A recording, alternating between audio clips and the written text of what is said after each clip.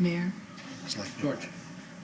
do you want me to eat? I'd like to call to order the work session for September the 16th. Council, staff who are here and friends saw on Facebook that today is Respect the Aged Day in Japan. And given that this is our 60th anniversary of a sister city relationship with Nagano, I thought I would mention that. And what they do is that if you're 100 years old, the cities go out and give you silver sake glasses, I guess, so that they can toast you to 100 years of age. So anybody who's 100 years of age here in Clearwater, we're just sending you our best wishes and wish you many more. Our first order of business following that is to recognize our 10-year employee from Clearwater Gas, Jacqueline Lewis. Jacqueline, come forward, please.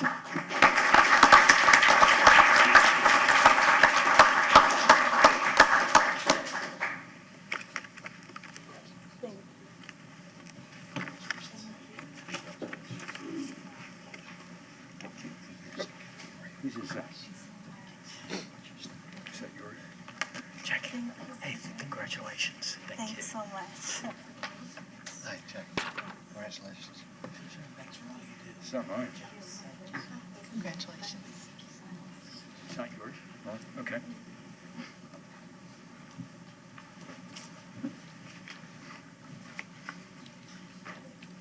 We have other people who are to be recognized, but I guess that's going to be on the agenda for Thursday night? Yes. Okay.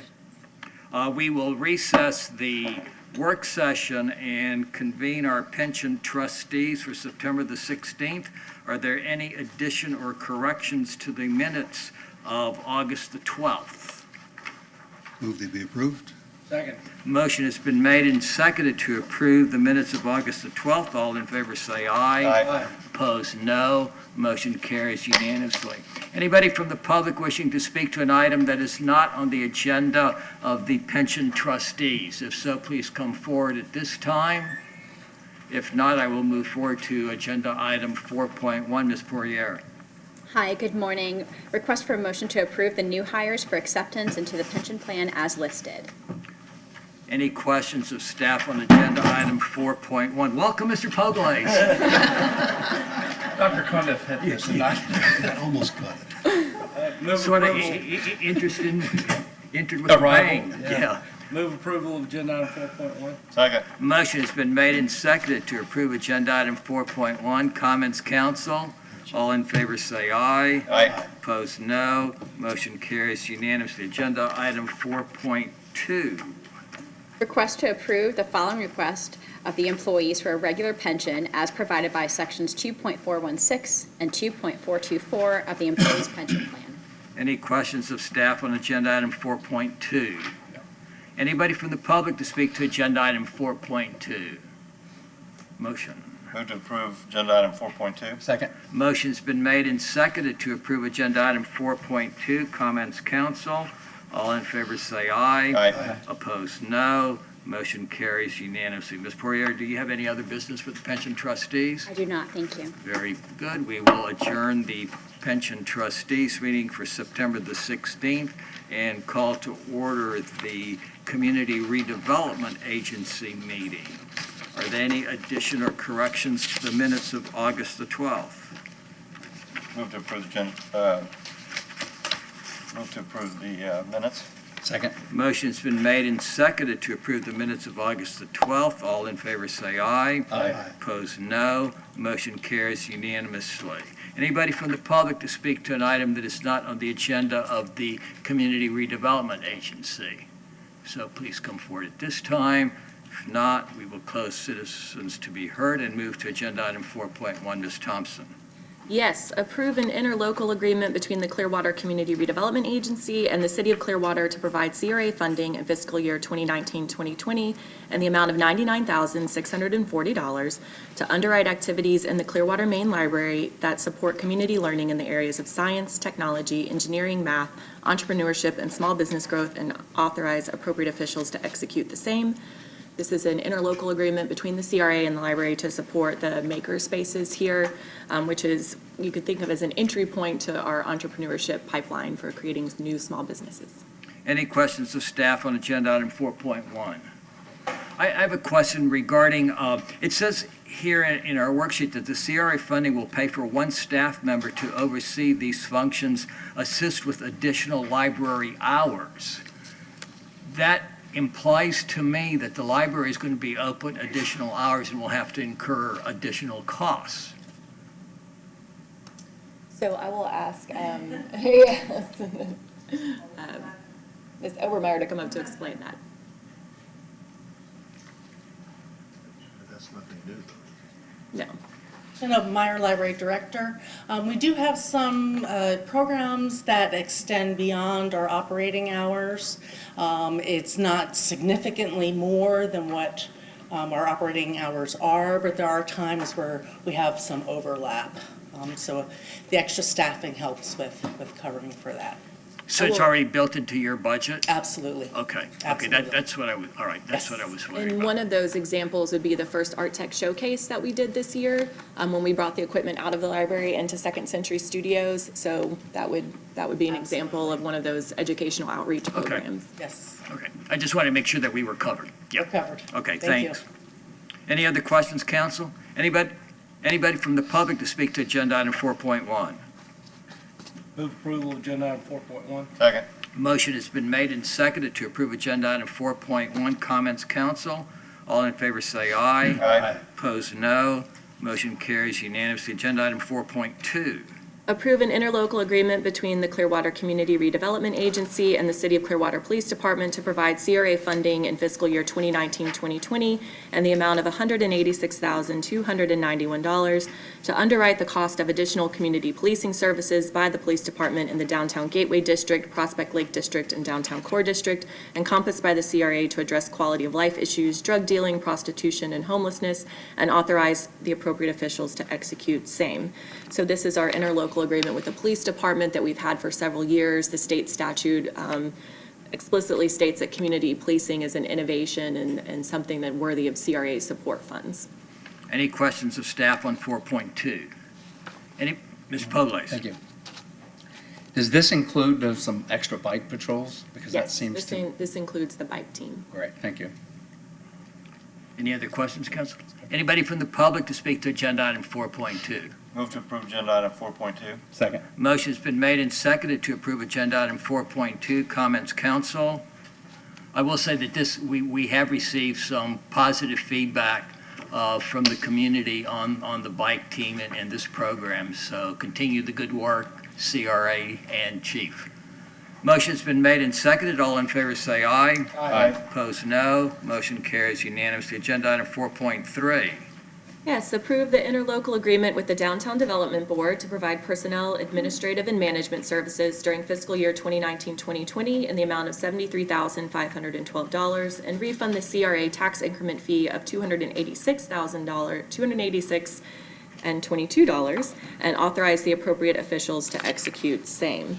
So this is an agreement that the CRA has executed for several years with the Downtown Development Board to provide their staffing. The CRA receives an increment of the Downtown Development Board's revenue, and then we return it back to the Downtown Development Board so that they can spend it on funding special events, marketing, whatever programs they desire. Questions of staff on agenda item 4.3? I'm struggling with this one. We're getting $286,000, and we're turning around and giving that $286,000 back, Less our administrative fee, which is the $73,000. that's correct. But that really doesn't pay for all the services that we provide the Downtown Development Board, correct? That is correct. Have we analyzed how much services we actually do provide, in terms of costs? We have not. And in relationships, which this is, right? This is a working relationship between the city and CRA and DDB. I think that it's based on several years of history of, each organization playing certain roles. So we are looking at that now when we're looking at updating the Downtown Development Board ordinance and, facilitating conversation with them about what role they would like to have in downtown. So we are taking a closer look at that. But I'm not sure that doing a deep dive on the accounting would reveal any kind of information that would greatly change the course of our relationship. Well, I can understand the importance of a relationship, but I also feel like we have a physical responsibility. And if they're not covering their expenses that we're providing them, and they're not delivering products, but rather just going off on their own and not doing anything, then I think we need to take a closer look. And I would prefer that we hold off on this until we have a better understanding of what their role is going to be in the future. It is confusing because the DDB has a part of the CRA that they collect taxes on. Correct. And instead of it going directly to the DDB, it comes to the city first. The city takes out the $73,512 for administrative costs, so that's paid for.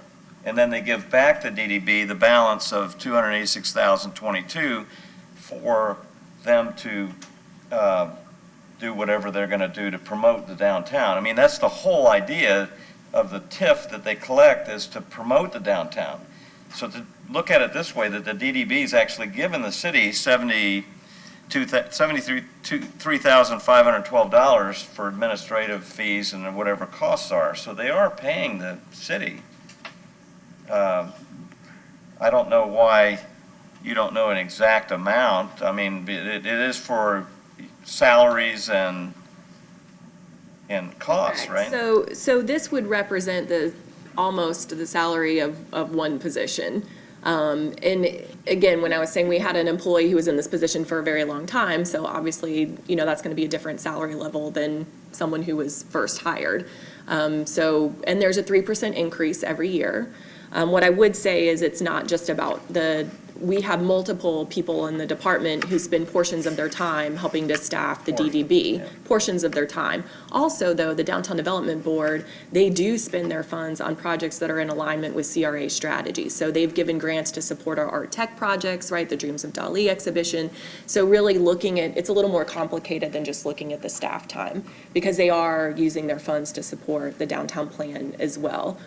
And the money that they spend on special events, regranting is something that the CRA cannot do under state statute. So they play an important role in helping to provide support to these downtown special events that would not otherwise be available. I mean, the only special event that I can think of that they've done is the Beer Fest. They support No, Achieva, downtown. Superboat, Blast Fridays, Downtown Merchants, a wide variety of events, and the beer festival. Santa and Suds Run, Yeah. Jazz Holiday. Any other questions of staff, council? Mr. Poglaze? Thank you. Isn't also, excuse me, I also recall that first of all, what comes to mind is this taxation without representation. This special district here, that's additional tax that we wouldn't ordinarily have if there were no DDB. And as I recall also, for several years, they helped pay for and finance the boat docks. We did. So we wouldn't have that extra tax increment we need the DDB, and it's representative of business owners or people that live in this district. So they do stuff. I think there's been a lot of accomplishments. I mean, obviously, we also have more work to do in downtown. So, thank you. I'll wait till comments. Okay. Okay. Any other questions? Anybody from the public to speak to agenda item 4.3? Motion? Motion to approve agenda item 4.3. Second. Motion's been made and seconded to approve agenda item 4.3. Comments? Mr. Cundiff? I'm not at all opposed to looking at the relationship between the three organizations and doing as deep analysis as we need to do, but I don't think we need to hold up this motion for that. Any other comments, council? Again, I'm not questioning the TIF, I'm questioning the CRA's contribution and the return. I mean, I sit and look at all the things that we provide, staff time, and that mounts up. And I don't think $73,000 covers our staff time and the work that we do. And if we had one employee, that takes the majority of that $73,000, then that tells you that they're not providing their fair share. Motion has been made and seconded to approve agenda item 4.3. All in favor say aye. Aye. Opposed, no. No. Motion carries 4-1 with criticus in opposition. Agenda item 4.4. Approve an agreement between the Community Redevelopment Agency and Ruth Eckerd Hall, Inc., a Florida nonprofit corporation, to produce Downtown Clearwater's Festival Series, Blast Fridays, Miracle on Cleveland Street, and a signature event, and an amount not to exceed $100,000 for fiscal year 2019-2020, and authorize the appropriate officials to execute same. Move approval of agenda item 4.4. First, we have to ask if there are any questions. Sorry. Any questions of staff on agenda item 4.4? Anybody from the public to speak to agenda item 4.4? Motion has been made to approve agenda item 4.4. Is there a second? I will second it. Motion has been made and seconded to approve agenda item 4.4. Comments, council? All in favor say aye. Aye. Opposed, no. Motion carries unanimously. Agenda item 4.5. Yes, this item is to approve the fiscal year 2019-2020 Community Redevelopment Agency preliminary budget, adopt CRA Resolution 19-01, and authorize appropriate officials to execute the same. And so, a little bit inspired by the mayor, for our viewing audience, I wanted to give a little educational background and context on our budget process in the CRA. So the Community Redevelopment Agency is a special tax district subject to State of Florida's Community Redevelopment Act. Our primary purpose is to reduce blight and other barriers to allow the private market to function. CRA expenditures and activities are guided by the 2018 Downtown Redevelopment Plan, and we're subject to different regulations than general fund or what you think of as general economic development expenditures. So a brief summary, our revenue this year increased by 3.5%. Over the amended budget. This is, we enjoyed last year a 20% increase, which was due to the Nolan coming online. We do not have that this year. So what you're looking at in this 3.5% is more of a typical year when you don't have any type of major development coming onto the tax base. Also, the county extended their TIF contribution for an additional 15 years, which we are very grateful for and appreciative of, since that represents approximately $1.5 million a year to our revenue. For expenditures, our budget is divided between operating funds and project funds. And our project funds, we have certain ones that carry over from year to year for capital improvements.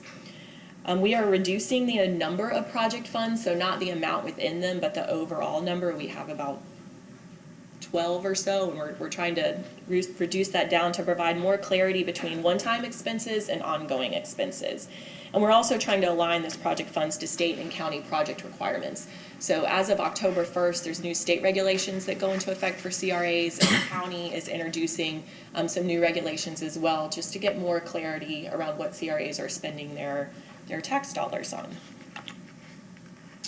So again, here's the breakdown in revenues from the county. We received $1,658,145. City, $1,841,094. The DDB portion you see there. So for a total of $3,785,262. And you see the asterisks there. This 2.7 amount is available for project funds. So when you think about outside of our day-to-day operations, that's the money that we're looking at for projects, capital improvements.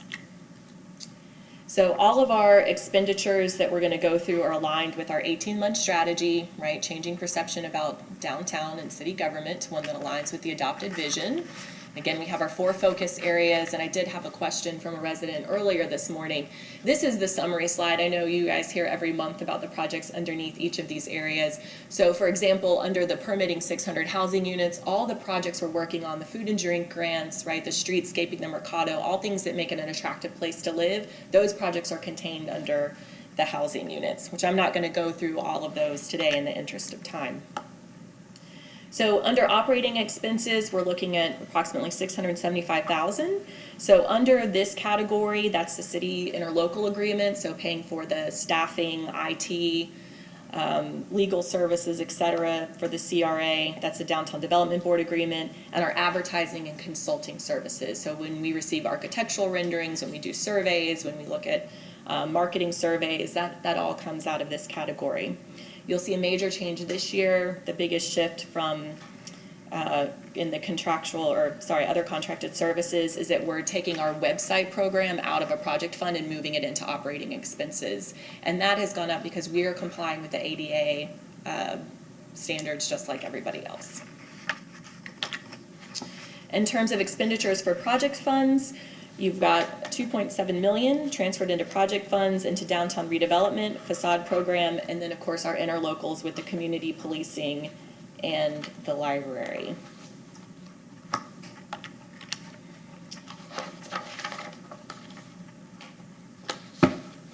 Under the, sorry, just let me get to my notes here. So an important thing to note, in the Downtown Redevelopment Fund, that we have a couple outstanding obligations, where we have out of that just under $1 million, $907,000 for the 3 properties that the city transferred to the CRA earlier this year will be coming out of that fund. Also the $400,000 for Apex 1100 and $250,000 towards the brewery development 115 MLK.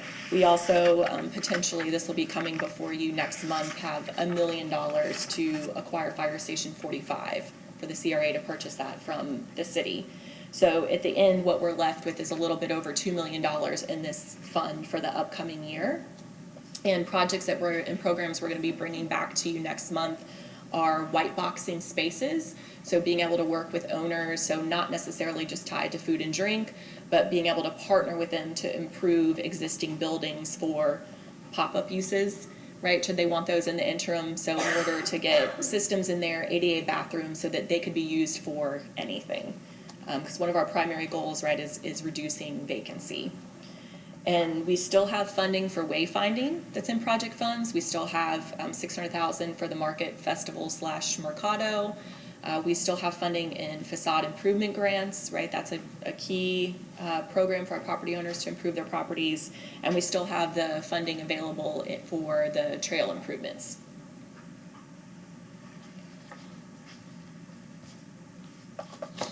Any questions? Any questions of staff on agenda item 4.5? Mr. Pogles. Thank you. Apex 1100, that'll be coming online probably late towards the end of this year. Will that, I know we've seen a 20% increase when the Nolan came online. Is there an anticipated, what do we expect that to be? Do we I don't know if it'll be as much as the Nolan. I can find out what we would expect that to be. And they have received a temporary certificate of occupancy, so residents are starting to move in. And I just want to thank our fire department and our building department for working so diligently with that project. Yeah. But yes, we should see double-digit increase. I don't know if it'll be 20%. But. Yeah, great. Thank you. That would be for next tax year, though, right? Yeah. Yeah. Yeah. Any other questions of staff on agenda item 4.5? Mr. Kondo.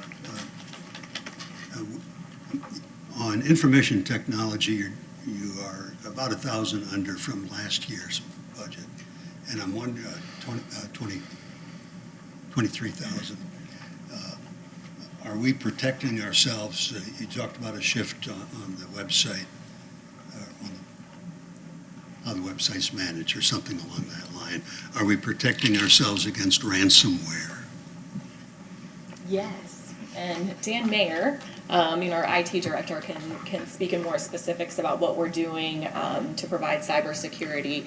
But I will say the city's taking a really active approach and getting training going, right? Because we know that the number one cause of that is human error, right? People clicking on things they shouldn't be clicking on. So we're getting trained in that, and I think I'm sure you've seen our junk email filters are real strong. Any other questions, Council? Ms. Thompson, in the description here, it says that the tax increment revenue increased 3.5 over the budget, reflecting a taxable value of approximately 3% increase, but a decrease in the taxable value of the expanded CRA. Clarify that for us, please. Yes, so in the expanded CRA, which is the area that includes the downtown gateway, it went down about 1%. And I don't know why specifically. I haven't had a chance to put a call into the county offices to know why that might be. But it did go Are down. those the residential homes sort of like south of Cleveland Street and north of Court Street then that we're talking about? So this would be the area that is east of Missouri. East of Missouri? So just east of Right. Missouri, Drew, Court. Yeah, and that's more of a residential. It is predominantly residential. So are we targeting any programs for, I mean, we keep hearing about the downtown and we're not really seeing that much changes in the downtown storefronts, to be honest with you, in businesses other than the 400 block. Are we targeting anything in these residential areas from the CRA standpoint? So I'm so happy you asked that question.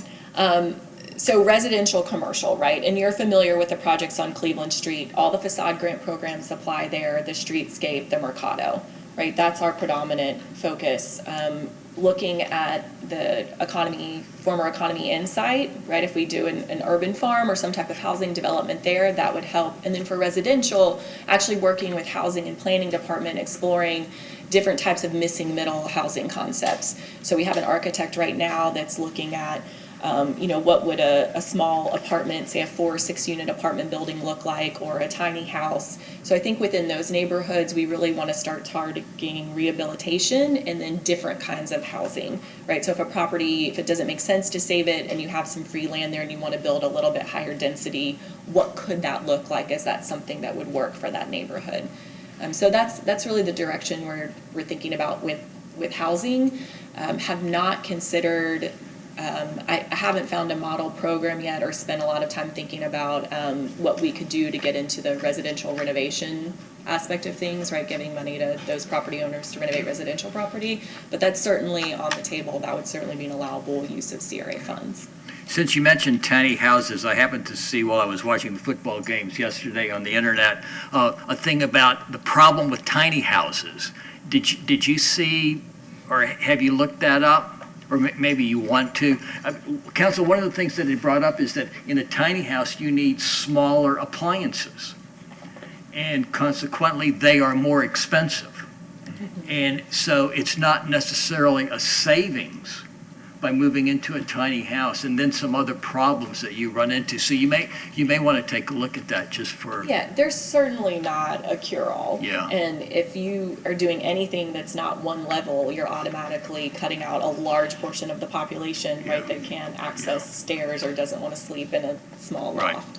And my last question concerns the operating expenditures. You're going up from $580,000 to $675,000. That's a rather significant increase.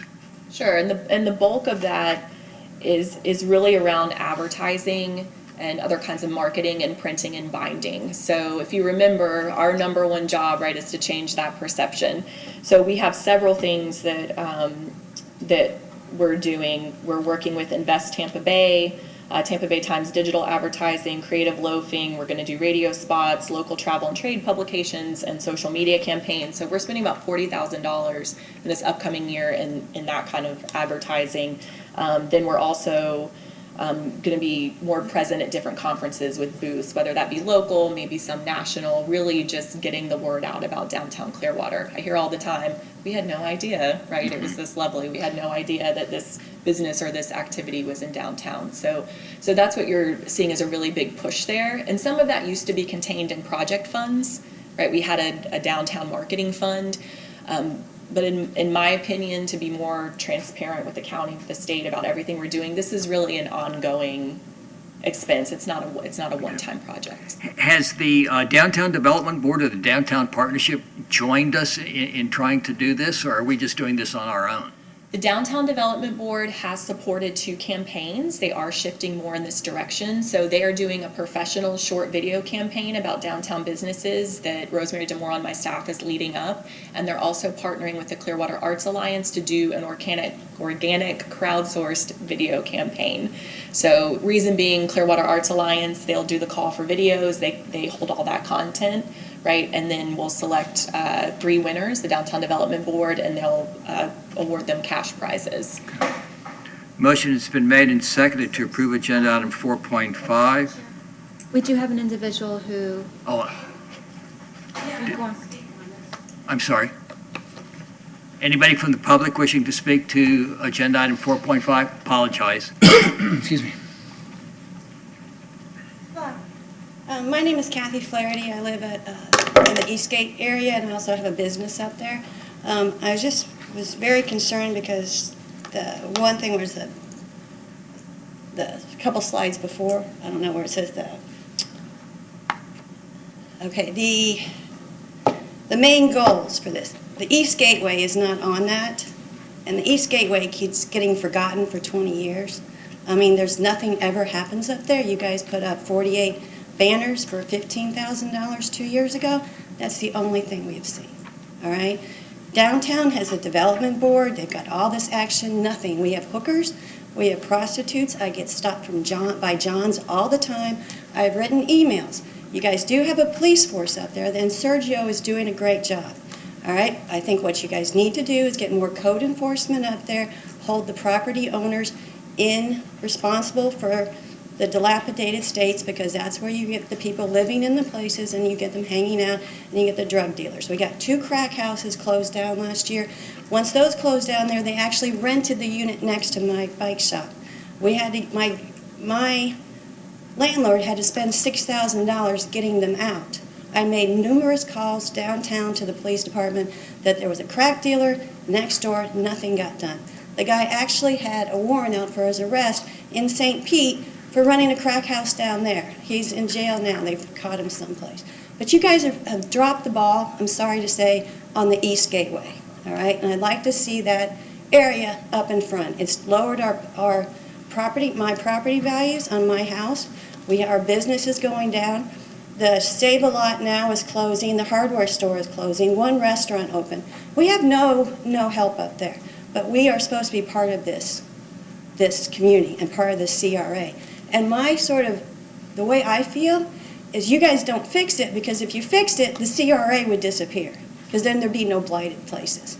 And I know that sounds crazy and it's conspiracy, but that's the way I feel. I mean, I understand that you guys had problems with the underground utilities. You did a whole plan. You presented it 2 years ago. We had the news come out and interview us, okay? Saying, oh, we were like all happy, things were getting done. Then nothing happened, and it took 2 years for me to figure out that you guys didn't have the underground engineering plans done, and you had 20 years to do this. You fumbled the ball, and I'm sorry, and I don't mean to be upset, and I really want this ready, but you guys need to pay attention to the Eastgate area. People live up there. We have businesses. We have homes. There are children. Anybody else from the public wishing to speak to agenda item 4.5? Motion's been made and seconded to approve agenda item 4.5. Comments? Mr. Poglatis. Thank you, Mayor. I would concur with that resident. The plan is actually, the East Gateway plan is way older than 2 years. It was back in 2012, before I was on council the first time, when there was a huge community engagement to come up with a plan. And the East Gateway is in need of our attention, and we are giving it attention. It has been delayed and priorities have shifted, but I think now with the Mercado, the streetscape, a lot of different projects taking place there. And I would also suggest to my colleagues and staff as well that affordable workforce housing is extremely important in that area. And I know we've tried to come up with some creative solutions, but we're kind of doing one-offs. Chuck Lane and Denise Sanderson do an incredible job in economic development housing. However, I think it's just money. And if you look at the template that St. Petersburg has, they have committed $10 million over, I believe it's 15 years. That money then is, which we do with our money, you leverage it with HUD, you leverage it with state and federal to get additional money, but without a commitment to be able to do that, and leverage takes more money to make more money, it's going to be a slow process, and it'll be one-off projects. Small apartment complex is what we were talking about. That area, I think, is vital to our tourism. It's vital to that community. It's extremely important, and I think would be the right step for possibly a future council to look at to be able to, because we're trying to tackle the East Gateway, we're doing many things. I think that would be an important next step. So, thank you. Any other comment? Mr. Hamilton? Two things. Number one, I don't think we have had a formal motion made yet, but on the agenda item, I don't think we have. Okay. And, but. Well, let's go ahead and do that, and then we can continue with Okay. our comments. All right. Is there a motion to approve agenda item 4.5? So moved. Motion's been made. Is there a second? Okay, I apologize for that. Okay, comment. Yeah. Exactly, where are we on the next phase of the Cleveland streetscape? What's our, do we know a timetable? So, where is Tara? Oh, right here. Okay, Tara's back there. Tara will come up to fill in any details that I missed, but we've our external consultants, GAI, working under the direction of Elliot Schoberg, have completed the 30% drawings. We have reviewed those in coordination with the CRA's hired the architect Clark & Clark, so that we can move along with the design of the Mercado area with the streetscape. So I believe the 60% drawings will be finished by the end of this year. And Yes, Tara Kivett, Engineering Director. Actually, we plan to advertise for a contractor for this project by January. Anticipate construction to begin in the spring for the Cleveland streetscape portion. Okay, give me Wait, did you have something else? No, that was. Okay, all right, Mr. Albritton? the Cleveland streetscape. Tell me where that starts and where it ends. Are you talking about the whole gateway? Yes, so Missouri all the way east towards 5 points. the 5 Points, Yes. where our obelisk is, and then also that other portion that angles. That's called the Cleveland portion and the State Road 60 portion. Well, no, sorry. Well, that's called Gulf to Bay. Yes, thank you. Okay. Well, good. I know that things take a while, but I know that we've been talking about that area for a while as well with the CRA, and I know the frustrations of the lady that was up talking, but we do have our sights set on that and getting that moving. So we'll just have to keep our eye on it and keep things, moving along, because that's an important part of connecting the whole downtown. And I want to add just one thing. When we had the ULI study, originally that study was to focus just on downtown. And I asked my colleagues, and they approved including the North Marina and the East Gateway, so that we could give attention to that. And we're going to do it. We're there. We don't have a magic wand that can take care of every problem right away. And Mr. Poglaze, while I appreciate your mentioning St. Petersburg and the $10 million that they're putting over 10 years, that's $1 million a year. Yeah. And they're 3 times the size of Clearwater. And I think that our staff would probably tell you that we commit an awful lot to housing programs. But again, there's a limit. There's a limit. And we don't have that magic wand to take care of all these things that we want to have done right away. If so, we would be happy campers, and our residents would be happy campers. So, unfortunately, sometimes we need to be patient with each other, and sometimes we need to relate to just doing what, you run into problems on an engineering perspective, and that's what's happened with the streetscaping. We ran into a funding problem, and that's what happened, and it had to be delayed. But it's part of the project. We haven't turned it down. We haven't said we're not going to do it. So, and I know people are going to get frustrated with us over that, but we'll just have to continue plugging along as best we can. Mr. Horn. Merrick, if I could just make a couple of comments on behalf of the administration, because I've been here almost the whole time. If you go back to 1998, 1999, when the council established the downtown and the beach as its major priorities. That's where we focused our attention.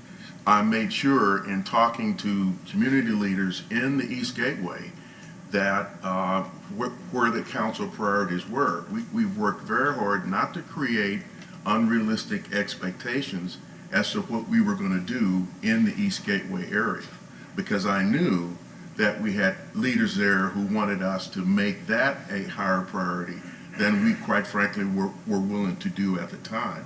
And we've tried to move in that direction, as you pointed out, since then. So I just want to make sure everybody, understands that we've been very transparent with the leadership in the East Gateway, and knowing from the beginning we weren't going to completely meet their expectations. The second thing that I want to say is that I do disagree with some of that assessment that you heard from that citizen about what we're doing to address some of those concerns in the East Gateway. The police have been very active. We do routine prostitution stings. There are a number of things that we are doing. So, and we will continue to do that. But I think we should also recognize that this is a difficult neighborhood to deal with, and it's going to take a while for us. You have property maintenance issues there. You have quality of housing there. It's a very diverse community, and so it's going to take a lot of work. We're committed to it, and I just want to echo some of the things that you said. Thanks. May I address? No, I'm sorry, your time is up, and we finished citizens. I'll finish in an email. Okay. Any other comments, council? Motion's been made and seconded to approve agenda item 4.5. All in favor say aye. Aye. Opposed, no. Motion carries unanimously. Agenda item 4.6. Yes, approve fiscal year 18-19 third quarter budget amendments and adopt CRA Resolution 19-03. So we were fortunate to receive an increase in $250,997 in excess TIF revenues, and we have allocated that to downtown redevelopment project and placemaking activities, as well as adjusting some of our operating expenses for these third quarter amendments. Mayor, Excuse me 1 second. I was reminded that we have a resolution that we have to approve on agenda item 4.5. Ms. Aiken. resolution number 19-01, a resolution of the Community Redevelopment Agency of the City of Clearwater, Florida, adopting the CRA FY 2019-2020 annual operating budget, providing an effective date. Move approval of resolution 19-01. Second. Motion has been made and seconded to adopt CRA Resolution 19-01. Comments, council? All in favor say aye. Aye. Opposed, no. Motion carries unanimously. Back to Ms. Thompson and agenda item 4.6. Yes. Have you finished? I have. Any questions of staff on 4.6? Anybody from the public to speak to agenda item 4.6? Motion? Move to approve agenda item 4.6. Second. Motion's been made and seconded to approve agenda item 4.6. All in favor say aye. Aye. Opposed, no. Motion carries unanimously. Ms. Call.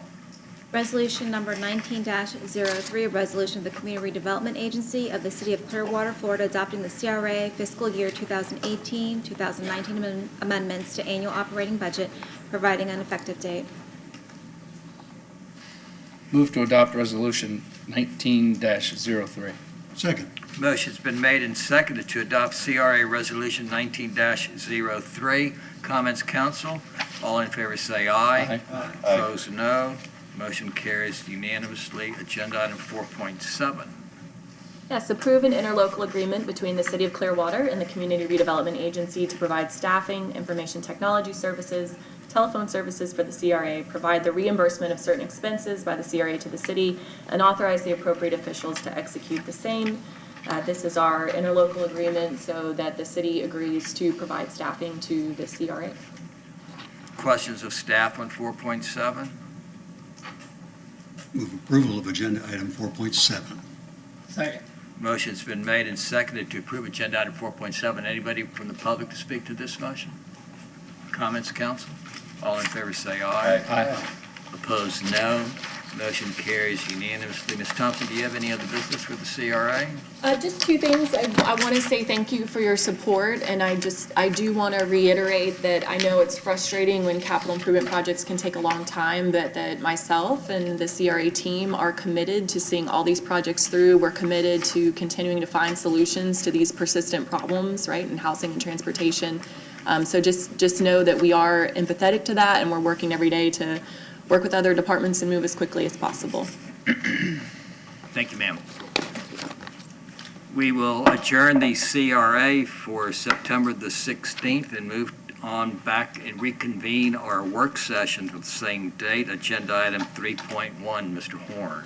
Thank you, Mayor. We will have an update and a review of Greenprint, the city's sustainability plan. Ms. Boyle. Good morning. Good morning, Mayor. Good morning, Council. Sheridan Boyle, Sustainability Coordinator. So I'm here this morning to provide a review of the city's Greenprint plan to date, as well as a few updates for my plans for Greenprint and involvement in regional efforts. So just to remind everyone, in 2008, the city conducted its first inventory to measure its greenhouse gas emissions based on data from the previous year. This inventory included municipal, residential, commercial, and industrial sectors within the city limits. The study revealed that for the calendar year 2007, our citywide greenhouse gas emissions totaled over 1.2 million metric tons of carbon dioxide equivalents. Of the total emissions accounted for in the inventory, electricity consumption at 63% and transportation fuels at 31% were the largest greenhouse gas sources. Natural gas, municipal solid waste, propane, and wastewater treatment contributed only 6% of the total citywide emissions.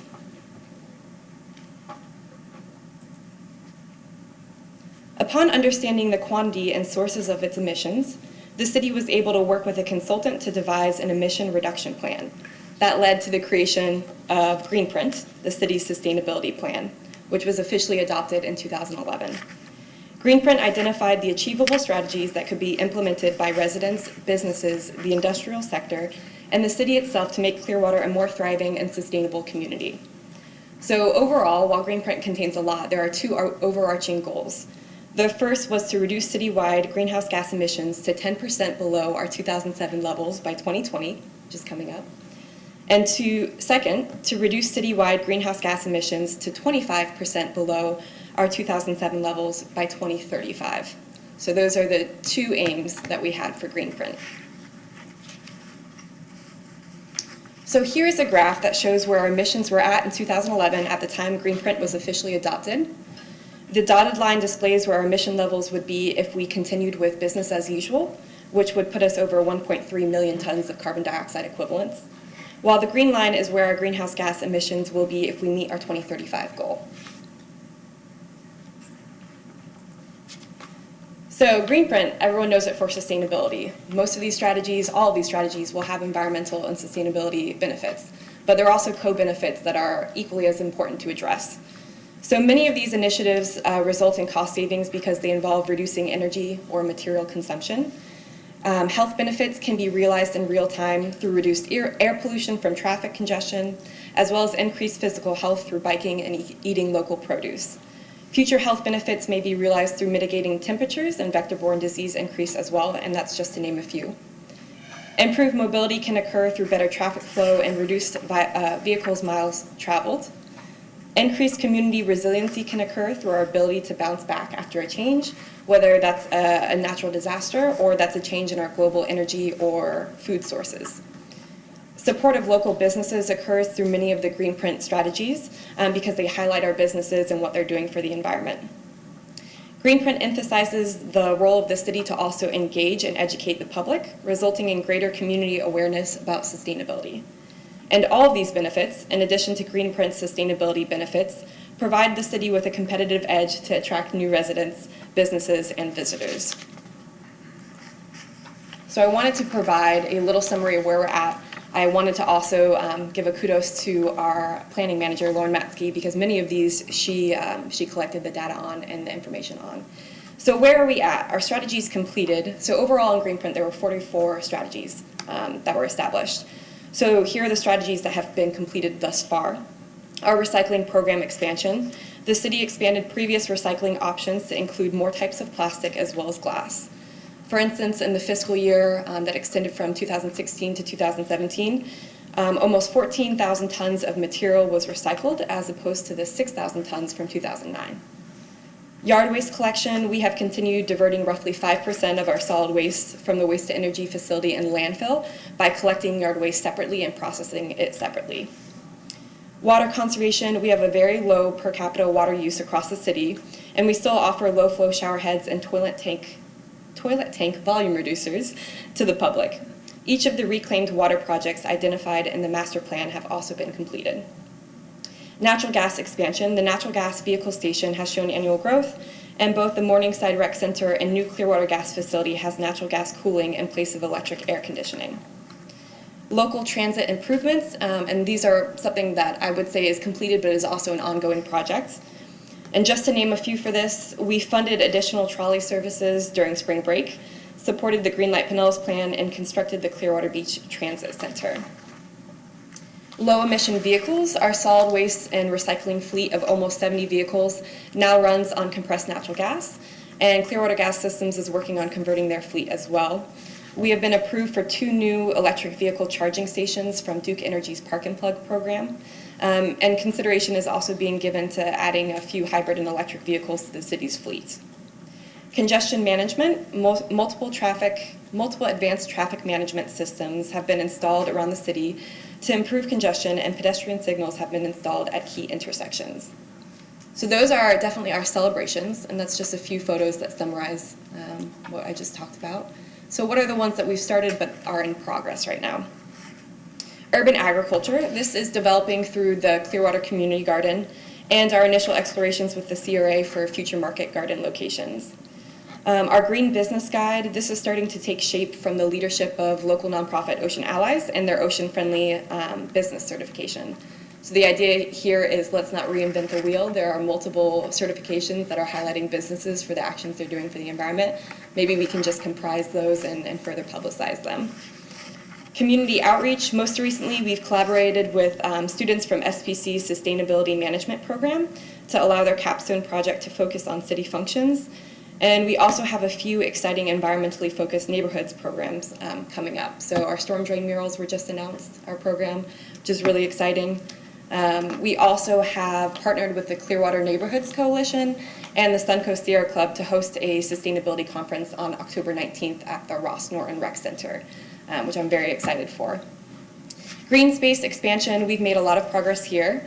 So from the recent Moccasin Lake renovations, which the park is beautiful, and I encourage anyone who has yet to visit the park to go out there, to the work that Parks and Rec and engineering was able to do with the Coachman Ridge Park, and increasing the number of trees from 500 to almost 1,900.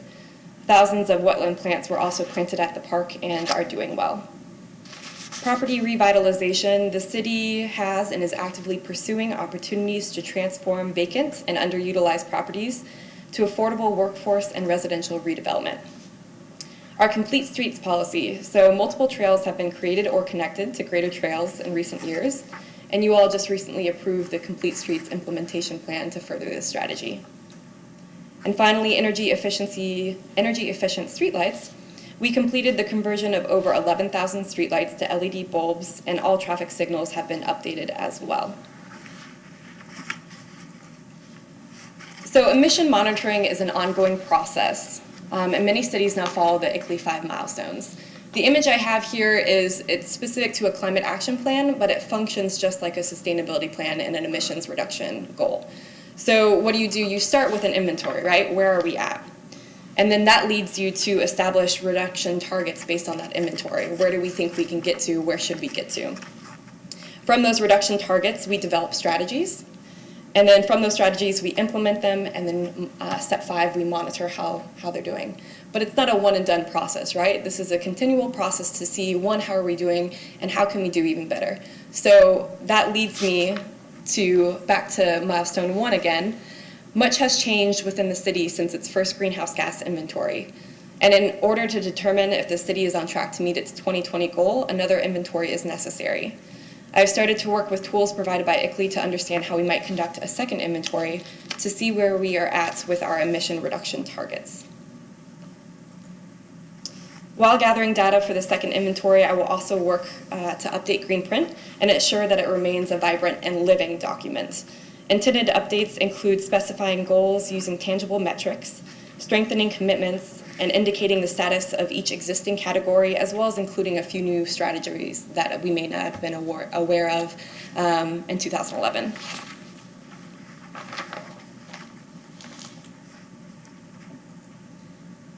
So once the inventory and the Greenprint update is complete, I'll work to continue encouraging a mindset of sustainability, both internally with city staff and externally with residents, businesses, and visitors. This will be achieved through revamping the city webpage dedicated to sustainability, conducting educational publications and workshops, furthering partnerships with higher education institutions, using thought-provoking and interactive public art and neighborhood programs, and so on. Also, individual working groups of city staff and stakeholders for the remaining Greenprint strategies will be organized and will meet routinely until their strategy is complete. I also wanted to bring up a few other sustainability-related efforts that are happening locally and around the country. So the first is the Ready for 100 campaign, in which cities agree to aim for 100% of their energy to come from renewable sources by a certain year in the future. In our region, the cities of St. Petersburg, Largo, Dunedin, and most recently Safety Harbor have made this commitment. Across the country, 133 cities have also made the same commitment. I met recently with sustainability coordinators from around the county to discuss this campaign. From our discussion, we decided that a united sustainability/resiliency committee comprised of the coordinators from around the county and the county itself was needed. And through that group, we've decided to tackle energy as the group's first project. This does not include a 100% renewable energy commitment per se, but it will inform both the cities that have made that commitment and the cities that would like to see further tangible steps before making a commitment like that. As a city with a natural gas utility, this does not prevent us from possibly making a commitment in the future, but further discussion would be needed to see just what that process would look like for us. However, there are other more immediate statements we can make in the name of sustainability. One is the Climate Mayors Group, which was founded in 2014. The group is a bipartisan peer-to-peer network of over 425 American mayors working together to demonstrate leadership on sustainability through meaningful actions in their communities and to express and build political will for effective federal action. So there are no binding commitments as climate mayors, only that cities pursuing the action achieve two things: emission reduction targets through developing a greenhouse gas inventory, check, and setting reduction targets, check. So both of those things we've done already. The last is that they develop a climate action plan, which I have as a goal for my position in the coming years to begin with. So in our area, the mayors of Tampa, St. Petersburg, Gulfport, and Orlando have established themselves as climate mayors. And I would recommend that Mayor Creticus join to further strengthen our commitment to sustainability and support future actions for the city of Clearwater. Thank you. Okay.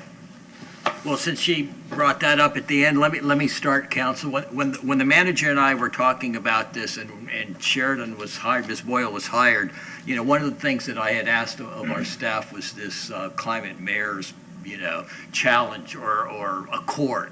And when she assured me that we've already met, you know, those things, I asked her to make this presentation to us so that y'all could hear it and feel comfortable that, you know, we're not committing ourselves to something that, you know, isn't feasible and something that we haven't already done. So I will be signing that as soon as she gets that document, you know, ready for us. I did want to ask you another question, though, and that pertains to the goal for 2020. Mm-hmm. On your chart, it looks like, yeah, if you can put that back. You know, you were saying that you need to do another inventory to see if we've met our target. Mm-hmm. So what does this chart tell us? So this chart tells us if we meet our goals in 2035, this is the emission level that we'll be at. I know, but it shows that by, you know, This is just a chart saying what it should be going down Yes, every exactly. year. It's not an inventory of what it actually has gone down. Correct, yes. Okay. No measurements have been collected for that. It was if we meet that 25% reduction, we will be at this figure. So you can't tell us today that we've met the 10% reduction by 2020? I cannot, but hopefully I will be able to after that inventory. And how long will it take for that inventory to get there? So it depends. Using the tool, so ICLEI has this online tool called ClearPath, and by speaking with a representative from ICLEI, they said that for a single person, it can take, I believe the 80 hours is what they told me, but that depends on a number of feedback loops, right? So an inventory primarily depends on getting information from outside agencies and utilities. So it's going to depend on how quickly Duke will respond to, my request for information and so on. Okay. I think it's important for us to be able to say that we've at least met our target for 2020 sooner rather than later. Mr. Albrecht. Yeah, that was exactly what I was going to ask, and I figured that we hadn't done since 2011, so we're due for another one to see if we're on track. So glad that you had the foresight to hire her, and we're getting back on the Green Print program. So just wanted to make that comment during my question phase. But. Any other comments or questions, Council? Thank you. Pugliese. Is there still a path, because it's kind of unusual, half of our neighborhoods signed on to get the reclaimed water, the other half did not.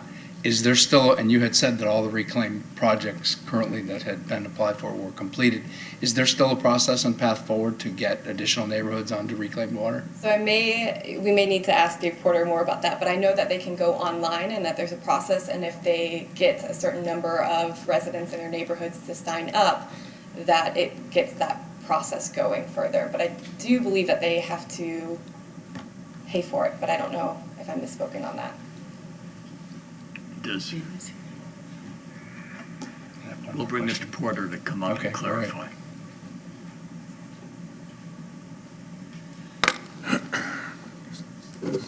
Good morning, Dave Porter, Public Utilities Director. There is still a process by which neighborhoods can request that that the reclaim system be extended to them. However, we are about at that point now where we can only meet the demand of the connections we have during the driest parts of the year. So to add any more at this point of any large number probably is not that feasible. Otherwise, we'd be rationing water during the driest parts of the year, like you see other communities doing, where you say, well, the even sides of the street can go now and so forth. What we have done to utilize all of the reclaimed water that we possibly can is we have the groundwater replenishment project. Now, it's sitting for 2 years while we do a master plan on the water system, but then we intend to start that project back up again. That will then give us the same benefit as if we had gone and used that water for residential use, without the negative effect of having to ration water during the dry part of the year. Problem with reclaimed water is when you have it, people don't need it. When they need it, you don't have enough for everyone if you extend your system beyond your capacity. I noticed that the county uses these massive retention ponds for their reclaimed water. We don't do anything like that. We have no land to do that. And that's one of our problems with the reclaim system that we have. Unlike Pasco County and some of the others that have 1 billion gallons of storage, we don't. Right. So, the way to do that, to have more customers, is if you can have a retention facility so that when the dry period is here, you can use water that you stored during the wet season, then you can have more customers. Right. For us, we just have small 5 million gallon storage tanks. That just gets us through a period of a day. Right. So unfortunately for us, being where we are and the land availability that we have, our system is limited by how many residential customers we can actually serve, if we want to serve them with no interruptions. Right. Good, thank you. And a final question. How much, and it's important to note a couple things. Yes, natural gas is a fossil fuel, but it is a cheaper alternative that a lot of people on fixed income really appreciate and can need. And so that people understand, natural gas is, can you tell me the difference between natural gas emissions, for instance, and regular carbon emissions coming out of automobiles from the gas you get at the pump. It is a major difference, is it not? So I can't provide the actual metric, and I'm sorry for that, but it is significant. So upon combustion, natural gas compared to traditional gasoline is significantly lower in its carbon dioxide emissions. Now, the only issue with natural gas that a lot of people are figuring out is when it's actually fracked and the chemicals and the methane emissions that can be generated at source there. But on the social component, absolutely. There is a social justice component to be considered. Right. And I think natural gas is at least currently, a much better alternative and a cheaper alternative, like you say, in a social climate for people as we move towards the future. I think that is the correct option that we're pursuing. So. And I wanted to also note on just the reclaimed water and the predicament that it sounds like we're in for that. There's also a strategy in Greenprint. It's called Water-Wise Landscaping. And essentially we can encourage residents that have within their means to landscape in a way that conserves water but also holds water for the dry season. Right? So Florida, we don't have 4 seasons. We have 2. We have the wet and the dry. And in the wet, we get the double amount of the rain that we would in the dry. So if we can educate residents and provide those workshops, those resources, maybe we can encourage, rain barrels and landscaping that actually holds that water so that they don't need the reclaimed water when the dry season starts. Any other comments, Council? Ms. Boyle, give us the date again about this conference that's going to be in October and the purpose, because I think this is important for it, because a lot of people, Council, I guess you don't remember, when we first approved Greenprint, there were a lot of people saying, you're going to change my lifestyle, and I'm not going to be able to live anymore, the way I'm used to, and it's not at all. It's just taking these little steps that make things a whole lot easier for you. Absolutely. Yeah, so, and it's voluntary. So especially for our residents and our businesses, we're not forcing people. We're inviting them to the conversation and saying, here are some tips. And even if I can't win you over on the environmental perspective, I probably can win you over on the savings perspective. And a lot of the tips that we're having for our residents and businesses generate just that. So the Sustainability Conference is on October 19th at the Ross Norton Rec Center. It's on a Saturday from 9 in the morning to 1 in the afternoon.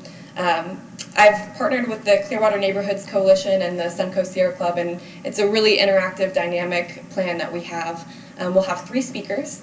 And I'll back up. The goal of the conference is for people who attend to leave with immediate actions that they can take in their own homes, in their own neighborhoods, and in their own businesses. Like, what could I do this day to have some kind of positive impact? So the first speaker will talk about energy efficiency and saving energy in the home. The second speaker will talk about Florida-friendly landscaping and how we can reduce the fertilizer and kind of the cost around our traditional lawns, and how we can encourage ecosystems, encourage pollinators, and also save money while doing that.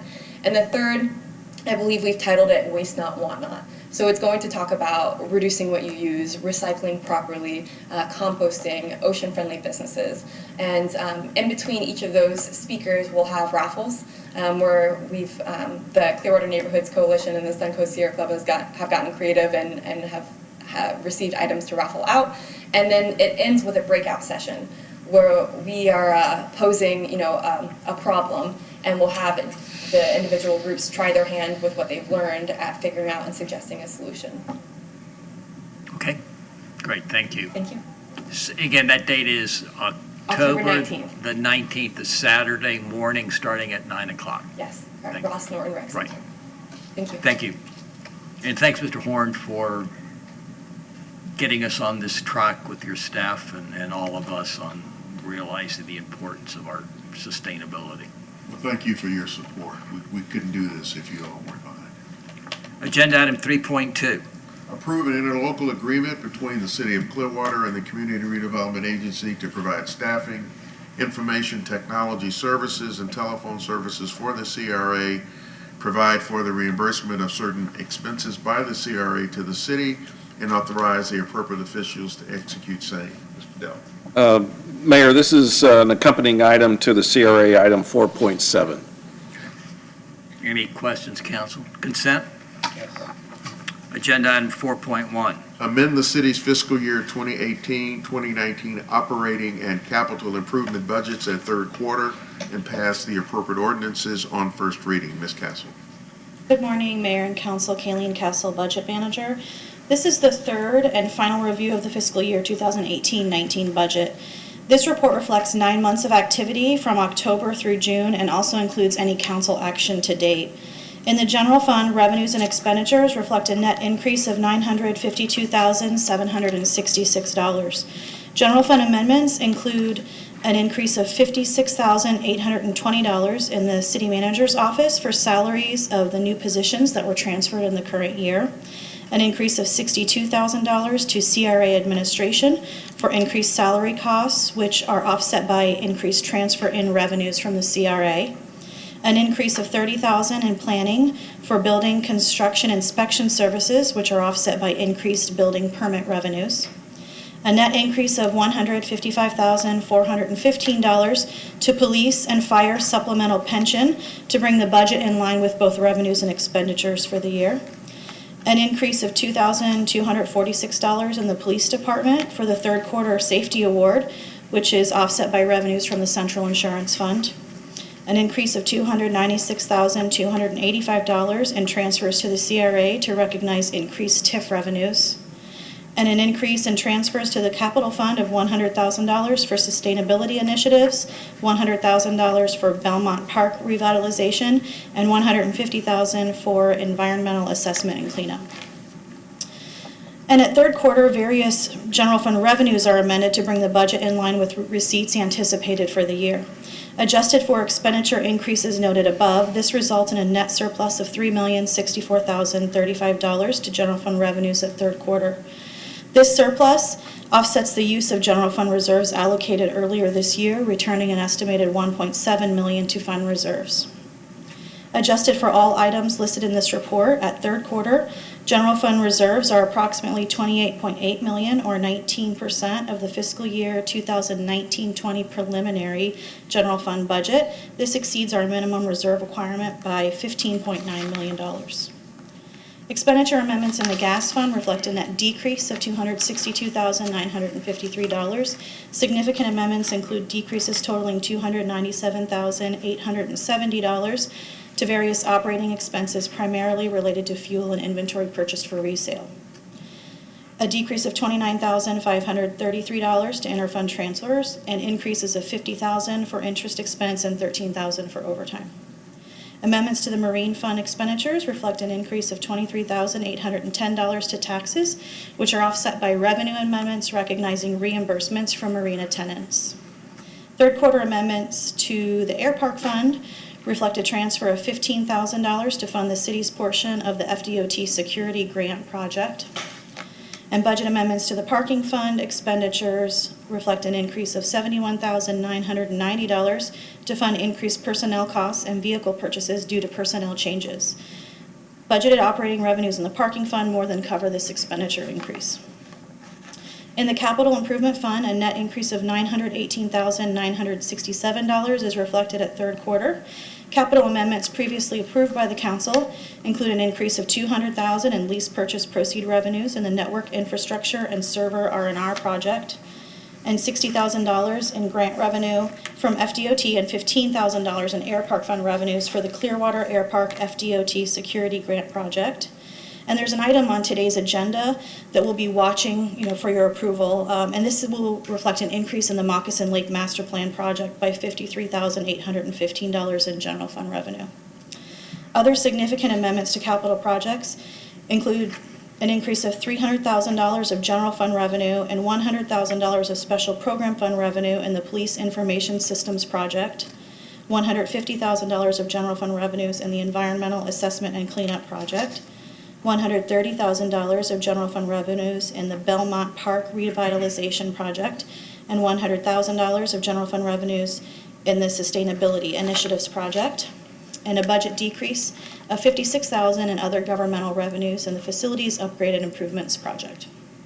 And finally, in the Special Program Fund, an increase of $590,190 is reflected at third quarter. Significant amendments include the recognition of $49,915 in governmental revenues supporting police programs for federal forfeiture sharing and school resource officers, $20,523 in donation revenues to support police programs, $4,600 in receipts from foreclosure registry fees collected, $159,539 in revenues received for special events over the last 3 months, $129,403 in fines and court proceeds for public safety programs and the tree replacement program, and $226,210 in contractual services revenue for police extra duty.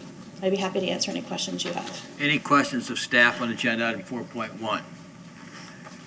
Ms. Kessel, the reserve amount, 28.8, does that include the money for the Crest Lake project, or have we moved that money into Parks and Rec? We've already transferred it to the capital Okay, project. so we actually have $28 million in our reserve account, which is a pretty good position to be in. Okay, great, That's thank you. total, including the required. The required, right, yeah. 8%. So I just wanted to, Yeah, that was my biggest, almost my biggest takeaway. I give, kudos and appreciate all the hard work staff does and where we are because, spending the people's money. It wasn't too long ago, we were getting real close on our reserve fund. There was very, very little money left in it. And now we're at $16 million above the minimum required in our reserve fund. So we're,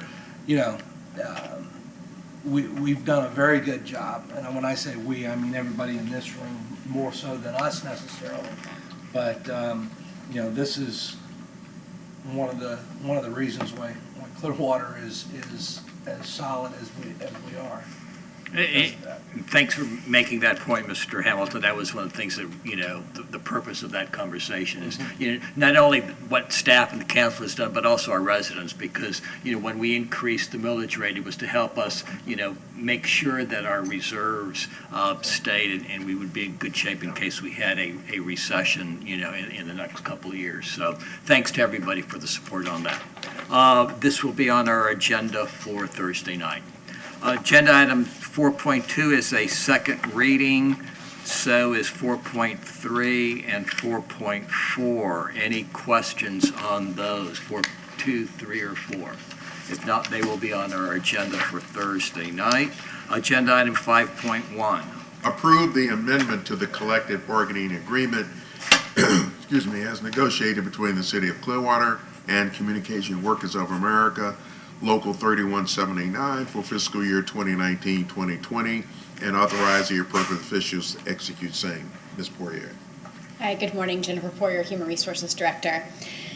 So our current agreement with the Communication Workers of America expires on September 30th of 2020. However, during a presentation that was made to the council and approved by the council in May of 2019 was to allow for PSPC to approve the recommendation to update our job classifications, our job descriptions, our pay range tables, and as well as do a one-time compression pay adjustment and change our pay schedules to be a 40-hour work week for all classifications.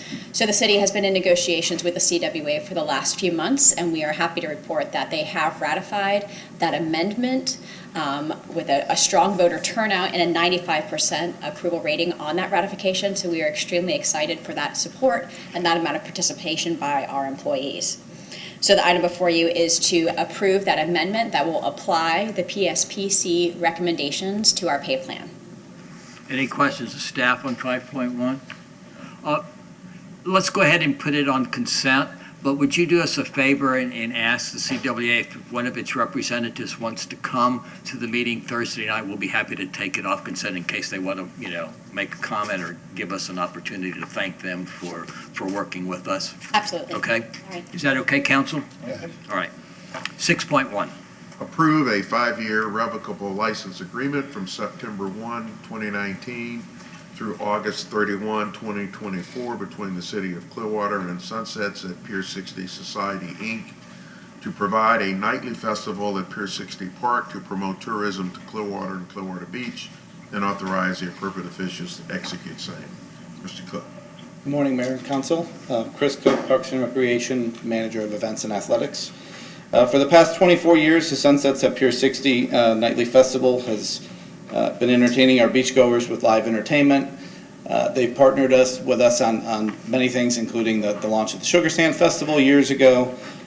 Even this last weekend, they worked with the city on doing a pep rally for USF, which helped promote USF football. So they're a good partner that works with us on many things throughout the year. This agreement will continue the success that's been established. Historically, the parking fund has provided a grant for $22,900 for this activity. In this agreement, staff is recommending a reduction to $18,000, with an additional reduction $6,000 per year until 2022-23, when our commitment level would be 0. We've worked with them through the success they've had. We're going to be able to lower our commitment to that. With that, I'll be happy to answer any other Any questions. questions of staff on 6.1? Council, I'm not sure if y'all seen the email from some people who were concerned about the safety and access for emergency personnel in case there was a medical emergency. And, just to reassure all of us, they meet all the codes and there are no issues in terms of access getting out to the pier if necessary. Yeah, correct. I know that the fire department and the police department are regularly working with them to make sure that they can react to anything that would happen. One other note for council to be aware is we do get a lot of calls from people who want to set up vendor booths and do a lot of things on the beach. And so Sunsets provides a very necessary service for us to be able to send them over to that organization if it makes sense for that festival. So now I don't have to ask my second question. Consent, council? Yes. 6.2. Ratify and confirm additional expenditures of $176,146 at Moccasin Lake Park. Approve a proposal by construction manager at risk Keystone Excavators, Inc. of Oldsmar, Florida, in the amount of $48,037 for parking lot improvements at Moccasin Lake Park. Approve an increase in the Moccasin Lake Park Master Plan renovations project of $224,183. Approve necessary budget transfers to provide additional project funding and authorize the appropriate officials to execute same. Mr. Dunbar. Kevin Dunbar, Director of Parks and Recreation. Good morning.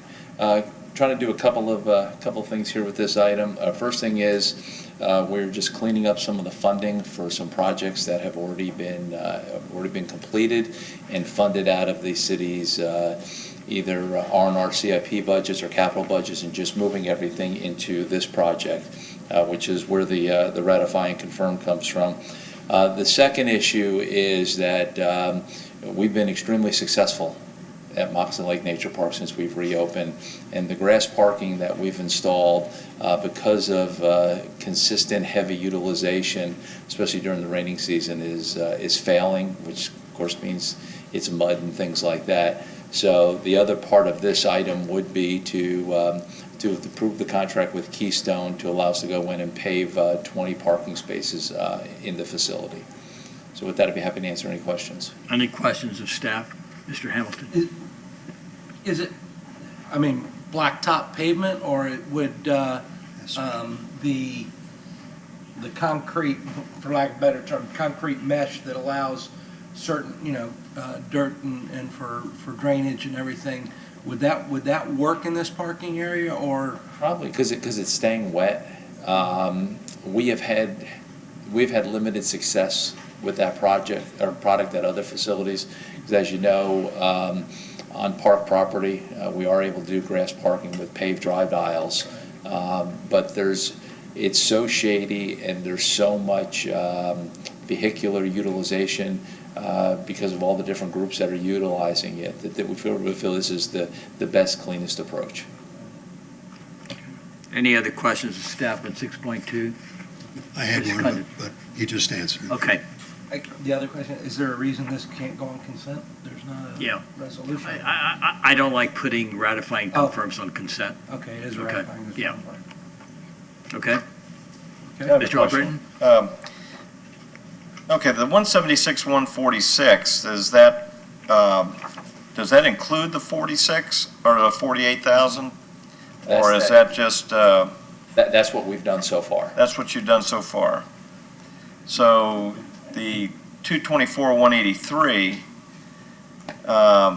is that the combination of 176, Yes, sir. Okay. Okay, very good. That's my question.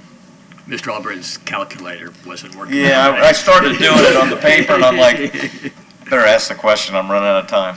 Thanks. Okay. That'll be on our agenda Thursday night. Agenda item 6.3. Accept membership into the World Health Organization's and AARP's network of age-friendly cities and communities initiative. Ms. Morsley. Good morning. My name is Carrie Kimball Morsellick, and I'm the city's Office on Aging Manager. It's a real pleasure to be with you all this morning, and I'm delighted to talk with you a little bit about my work through the Office on Aging, as well as the age-friendly designation through the World Health Organization. So we'll get started. We know very much that the age wave is here in Clearwater, with more than 28% of our population are age 60 and older, and that number is only growing. So what have been our past strategic efforts in this area? In 2002, we issued a resolution to become elder-friendly. We established a diverse interdisciplinary committee and completed the report card for well and frail elders. In 2006, we created the Clearwater Office on Aging, which is in the Parks and Recreation Department. We have conducted 2 comprehensive needs assessments, one in 2006 and one was just completed this year, which was actually a 2-county needs assessment, which has never been done before. It's very exciting. And then finally, we developed and implemented the Aging Well Master Plan. We have also established a multi-service senior center in Clearwater, which is at the Long Center. We've also replicated that Aging Well model at several city sites. We have cultivated strategic partners with really key partners in this area. The first is Tivity Health, also Baycare, USF School of Aging Studies, which I'm a graduate of, proud graduate of, the Area Agency on Aging of Pasco Pinellas, as well as Senior Citizen Services. We know that older adults, one of their top concerns is to stay as healthy as possible for as long as possible, as well as staying in the community that they love. So we've cultivated a network of evidence-based wellness programs at multiple city sites, and we have a strident commitment to these programs. These programs focus on fall prevention, chronic disease self-management, as well as caregiver issues. So that brings me to the age-friendly designation. The age-friendly designation, the background on this is an initiative through the World Health Organization. It represents a global network of age-friendly cities and communities and was established in 2006. AARP is the United States affiliate of the international effort, and they really provide extensive resources to this project. The Age-Friendly Initiative really focuses on 8 domains of livability, which includes outdoor spaces and buildings, transportation, housing, social participation, respect and social inclusion, work and civic engagement, communication and information, as well as community and health services.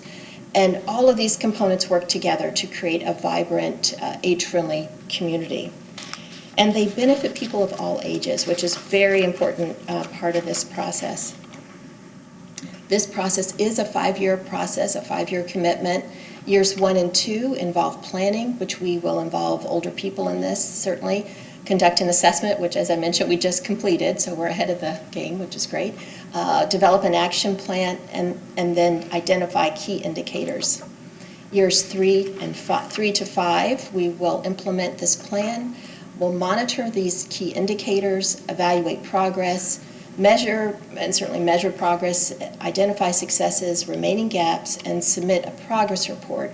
This progress report will certainly be shared with the community. It will be developed really on behalf of the community, and it will be submitted to AARP and the World Health Organization. So why join the Age-Friendly Network? Certainly Clearwater has demonstrated its commitment to cultivating a lifelong community for our residents, And this age-friendly process really furthers this commitment. The World Health Global Network of Age-Friendly Communities is growing. It's really remarkable.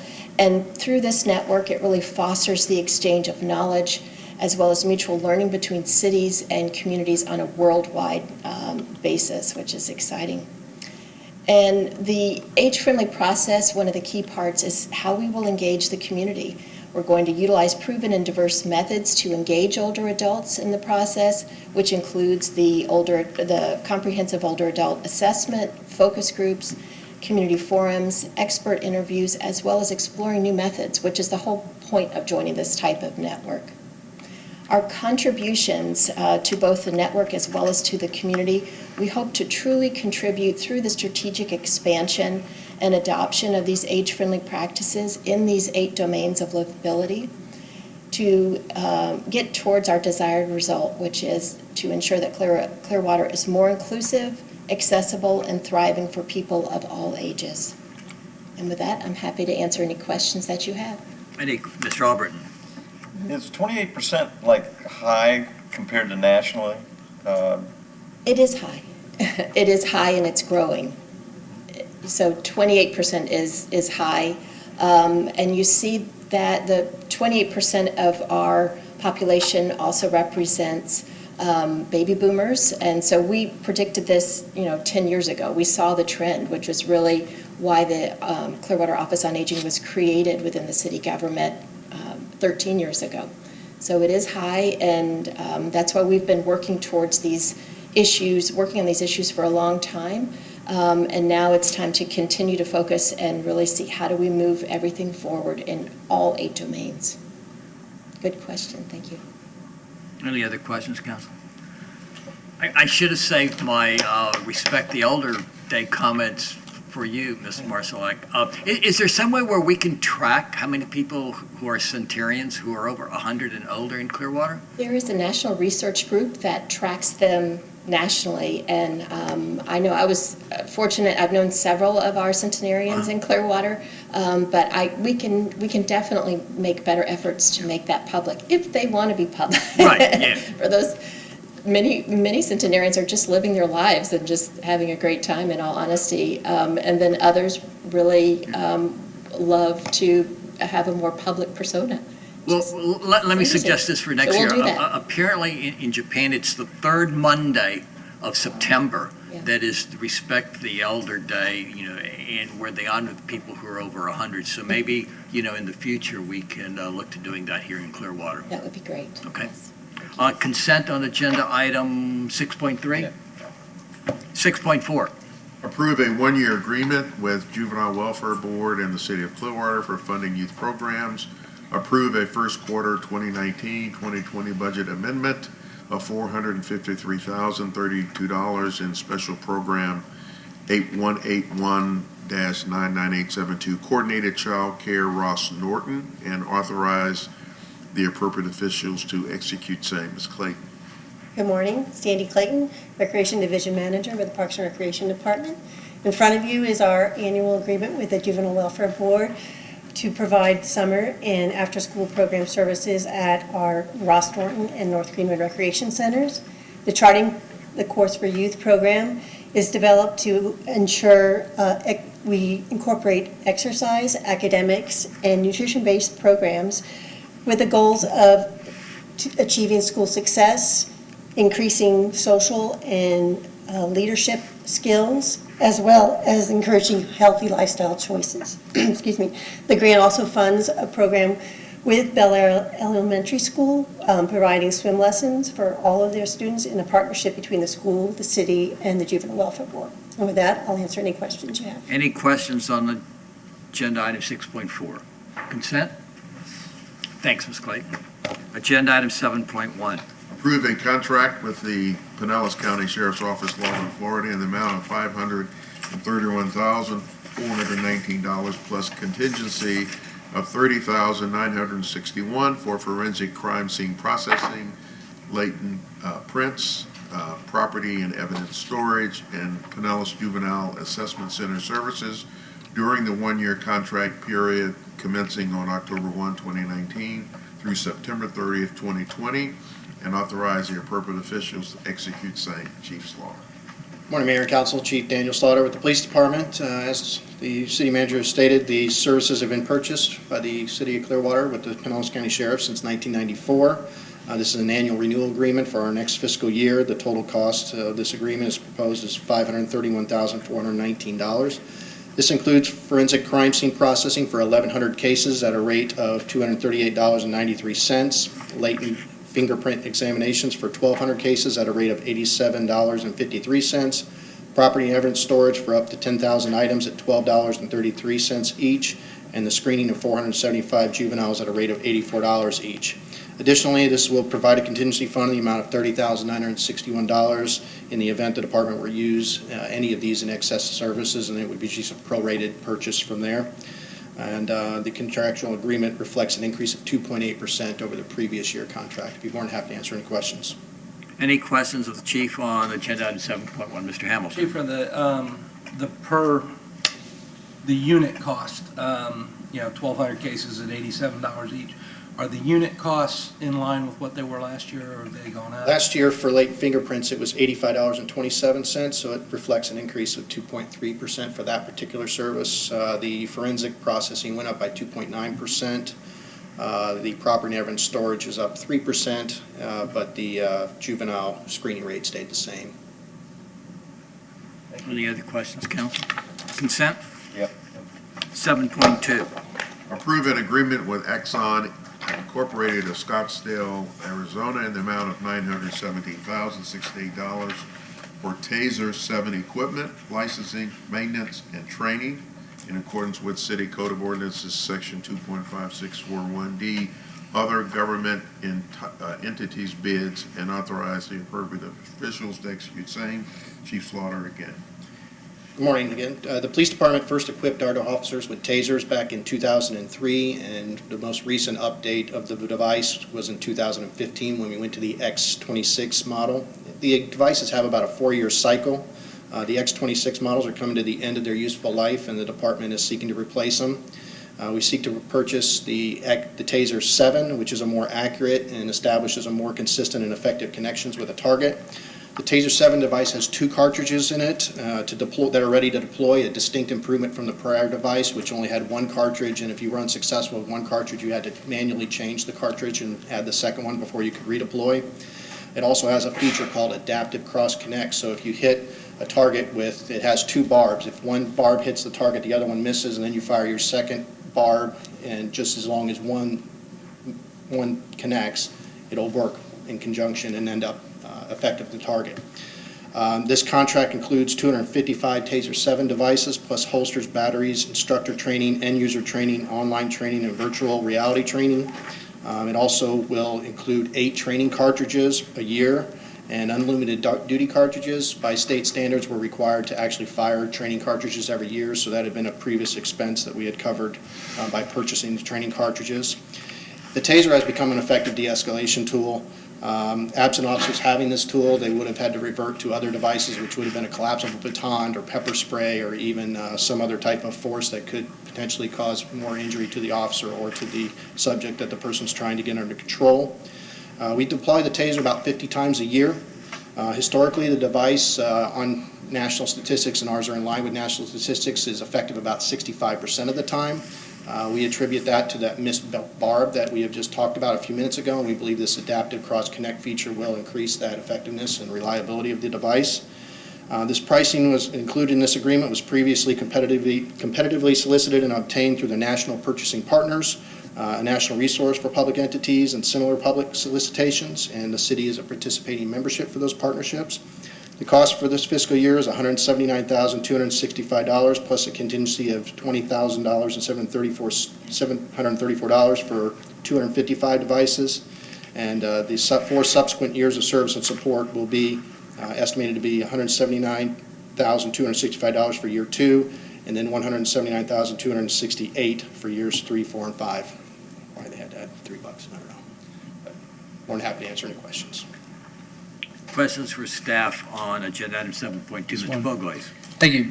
Chief, in the past, I've noticed we've purchased stuff, different departments on the sheriff's contract. When you buy in bulk, you get that much more of a discount. Is this something that would not apply? This is an individual by need basis that, Well, this type of thing actually is, you look at all those available contracts and pick the one that's most advantageous for the city. I believe this one through the national, I think the contract from the National Purchasing Partners was actually an Orange County Sheriff's Department contract, wasn't it, or do you know? Sure, it's a national contract. Or a national one, but. oh, so you're getting the best price. We're looking for the best deal. There is a transition for the purpose of disclosure with Taser. In the past, you bought these devices and then you replaced them 4 years down the road. They have this new model, very similar to like our computers at the city now, where it's kind of a lease program and they're going to be a reoccurring cost every year. What do we do with the old ones? We trade them in. There is a trade-in credit that we get with these devices of $36,347 for the X26 devices that we still have and any remaining inventory of cartridges that we have that are not usable in the new ones. Okay, thank you. Consent? Yes. 7.3. Approve an interlocal agreement between the Clearwater Community Redevelopment Agency and the City of Clearwater to provide CRA funding fiscal year 2019-2020 in the amount of $186,291 to underwrite the cost of additional policing services by the Clearwater Police Department in downtown Gateway District, Town Lake District, and downtown Core District encompassed by the CRA Community Redevelopment Area to address quality of life issues, drug dealing, prostitution, and homelessness, and authorize the appropriate officials to execute same. This is the companion item. It's a companion item from the CRA agreement. I did want to provide you, though, some information, if you don't mind, just based on Mrs. Oh, can I ask my question first, Chief? Yes, sir. You can do whatever you Has anybody come up with a way to stop prostitution, drug dealings, and homelessness? So, as you can imagine, those issues are very frustrating for our officers. Sergeant Fidelis is back there, and I think everybody who's very familiar with Sergeant Fidelis knows how hard he works. I think your question's right on point with what I wanted to spend some time, at least just to let you know what value you get from this contract. So the officers that are assigned to this detail, the 2 CRA officers that are assigned to the downtown bicycle team, they conducted 9 undercover operations targeting illegal drug dealing. There were 121 drug-related investigations, of which 42% of those were from the CRA officers. 74 drug-related field interview reports were taken, and 55% of those were from your 2 CRA officers. The CRA officers coordinated 8 undercover prostitution details that included 32 arrests. And in conjunction with the bike team, they participated in the homeless initiative and provided referrals to Safe Harbor 33 times, made 59 ordinances arrests and 64 notice to appears for citations and 156 criminal arrests. They also completed 164 trespass warnings and made 36 trespassing arrests, and they worked with code enforcement a total of 84 times. So the officers have done a lot of work, and I think we got to recognize the environment that we're working in. A lot of the legislation has been a little more pro-drug culture, for lack of a better word. You won't find a prostitute or a drug dealer that we haven't arrested before. So we've done what we can do within the constraints of the law. There's been kind of a infatuation with marijuana in this last couple of years. There's been the introduction of synthetic drugs. Opioid addiction, or the opioid issue, is not foreign to Clearwater. We're dealing with it, and we're seeing those issues. So the value, even if maybe the metric may show drugs increasing, doesn't mean we're not doing anything. It means we're combating that as best we can, or trying to be as agile as we can with the CRA team. And I do believe they're making a good difference. The other fact I'd like to make sure the council's aware is that they've utilized the nuisance abatement process on 5 particular properties in the CRA area. They've been very successful using that process and not having to get to the point where they get to the punitive portion of the board. We've been able to deal with it on the front side because there's a process you have to get to before you get to the punitive board process, and they've been very effective on 5 times. It is a cycle.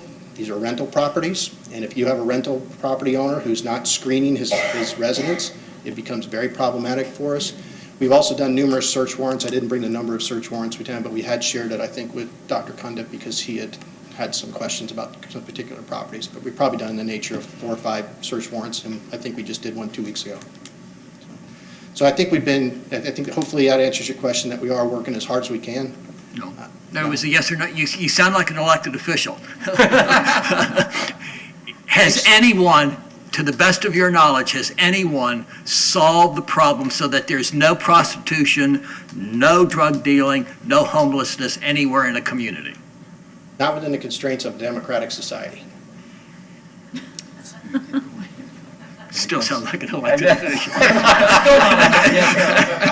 No, sir, they have not. No, sir, thank you very much. Say that, yeah. I mean, if there was a way, we would be doing it, right? Like everybody else. Yes, sir. Yeah. Mr. Albritton? No, I was just making a comment that how he responded. Yeah. I'm sorry, I don't mean to be. No. So, come up here so that we can thank you publicly for the work that you and your efforts in the East Gateway. Thank you very much. You know, it is appreciated even by those who criticize. You know that. So Okay, Chief thank Slaughter you. has definitely provided me a lot of resources to do that. We're definitely going to do better, but we're working very hard in that area. There's a lot of pride in that. Thank you. Thank you. Okay. Yeah, one comment. Yeah.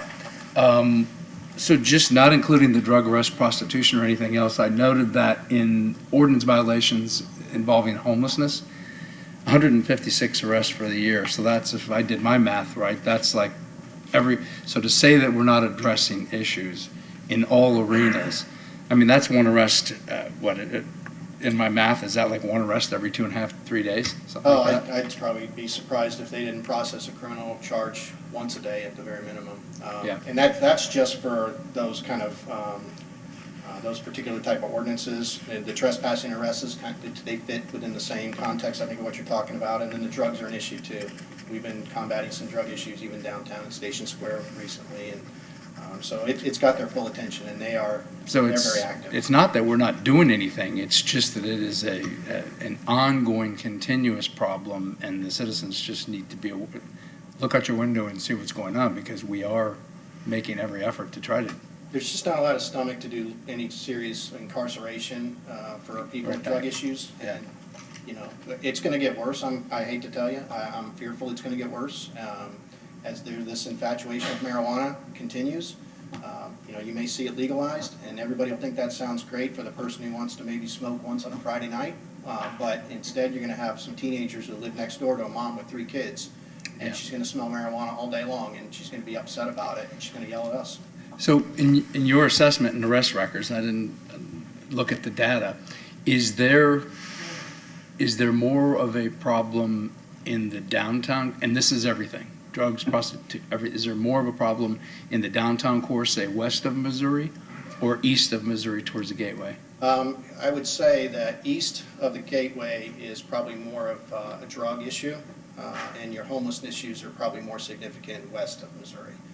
You do have some drug issues west of Missouri too, but we have, and Ms. Flaherty's, I don't want to marginalize what she said, because I'm sure it's frustrating for her to have to see it. Yeah. And we've seen some ebb and flow of some issues along the Waverly Way and the 1200 of Franklin, right off of Missouri, and 1400 block of Franklin and Pierce have been frustrating for us. So those have been little strongholds. But if you think years ago, we were having like the short term, or the hotels, the Budget Inn, and those were chronic issues. They're still issues, but they're not the same level of issues that we were receiving complaints about repetitively before. Since I have the floor, I want to ask you this question. At 5 Points intersection, there is a hotel there that has been problematic. Are we compiling enough data to be able to go in and maybe effectively take an action plan against them? Because I know you can get a nuisance property, historical context, and is that still the problem that it was in years past? I would probably articulate it's more of a magnet than it is the problem. So whenever you have that low cost hotel, motel, day rate type thing, it's going to attract a particular issue of clientele. The issue, we haven't had some of the ones that you're talking about pop up through the nuisance abatement process, because a lot of the activity that is connected has been off-site, and it has to be on-site for us to take action. I wish a developer would come in and just make him an offer he couldn't refuse, because that has been an eyesore and a blight target for a long, long time. And at one point, I was talking to the people of Idatics to buy that property and do a connecting bridge, you know, That with would be their nice. building. But you weren't successful. I wasn't successful, no. This will be on our agenda for Thursday night. Agenda item 7.4. Approve renewal of the TriTech Yeah, no. software support agreement in the amount of $187,976 for a 12-month period beginning October 1, 2019 and ending September 30th, 2020, and authorize the appropriate officials to execute same. Chief Slaughter again. This is our renewal agreement for our maintenance contract for our computer-aided dispatch system, TriTech. In 2007, the department purchased this TriTech system, and it provides us, as stated, the computer-aided dispatch, the mobile terminals for the officers in their vehicle. It also provides us our automatic vehicle location system, and it interfaces with several of our other software products, specifically our records management system and our crime analytics software. This is an item that the department has budgeted for with an expense of $187,976. I'd be more than happy to answer any questions. Any questions on 7.4? Mr. Hamilton? Actually, not a question about this, but the previous item, is there a reason it can't go on consent? It's not a ratify and confirm or? No, it may go on consent. Okay. Do you want to put 7.3 on consent then? Yeah. It wasn't listed as consent, Yeah, that's why I right, skipped I- over it. as Okay. I was reading through Yeah, it, I'm like, yeah. why is, Okay, so 7.3 will go on consent, and 7.4 on consent also? Thanks, Mr. Hamilton. Agenda item 8.1, thanks, Chief. Accept a 10-foot by 25-foot water main easement from the property owners for the construction, installation, and maintenance of water main facilities on real property located at 626 North Highland Avenue, and adopt resolution 19-26. Mr. Burzak. Good morning, Robert Burzak, Real Estate Coordinator. Public Utilities requires a water main easement to be located on the property for the construction, installation, and maintenance of the facilities within the easement area. City staff recommends acceptance of the easement. Questions? Any questions on 8.1? No. It will be on our agenda Thursday night. 8.2. Accept a drainage easement from Woodland Villas Condominium 1 Association, Inc. for the construction, installation, and maintenance of drainage facilities on real property located at 2465 Northside Drive, and adopt resolution 19-17. Mr. Burzak again. The draining easement grants the city rights to operate and maintain stormwater facilities within the easement area. City staff recommends acceptance of the easement. Questions? Any questions on 8.2? The meeting at Thursday is the 19th, and we'll start at 6 o'clock, and it'll be on our agenda then. 8.3. Approve the request from the property owner to vacate the utility easement lying within the south 5 feet of lots 1, 2, 3, 4, and 5, Block D, and the north 5 feet of lots 10, 11, 12, 13, and 14, Block D, Hibiscus Gardens, according to the map or plat thereof, as recorded in Plat Book 14, pages 55 through 59, inclusive of the public records of Pinellas County, Florida, and pass ordinance number 9321-19 on first reading. Mr. Burzak again. The easement vacation will allow the property owner to move forward with developing the site for new townhomes. City stakeholders have reviewed the vacation request and have no objections. Any questions on 8.3? No. Agenda for Thursday night then. 8.4. Approve the request from the city of Clearwater to vacate a portion of a right-of-way lying in the north 10 feet of the south 30 feet of Lot 12, Block 5, Fairmont subdivision, as recorded in Plat Book 9, page 85 of the public records of Pinellas County, Florida, and pass ordinance number 9327-19 on first reading.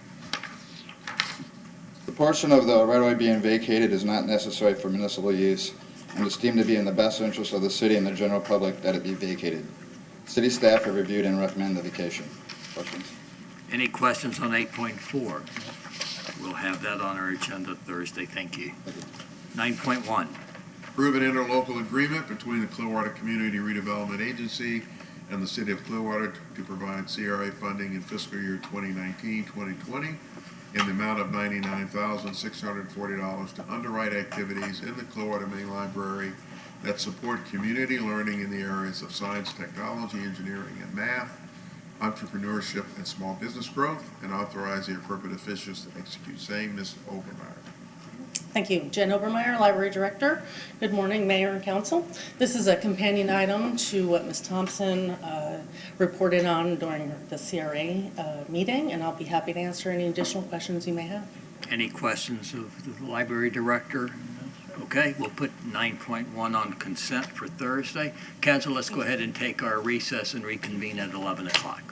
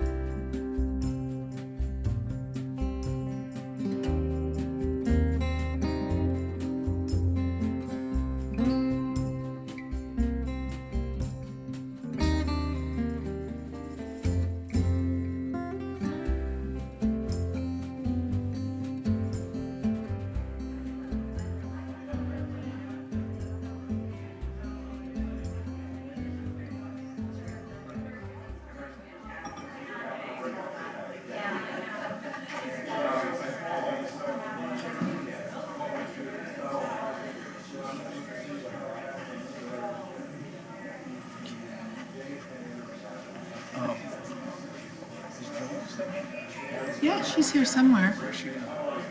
She was in the restroom. I don't know where she is now. Since our last council meeting, I'm sure everybody did bring that. Oh, I attached it and it's in the. Oh, so it's on the.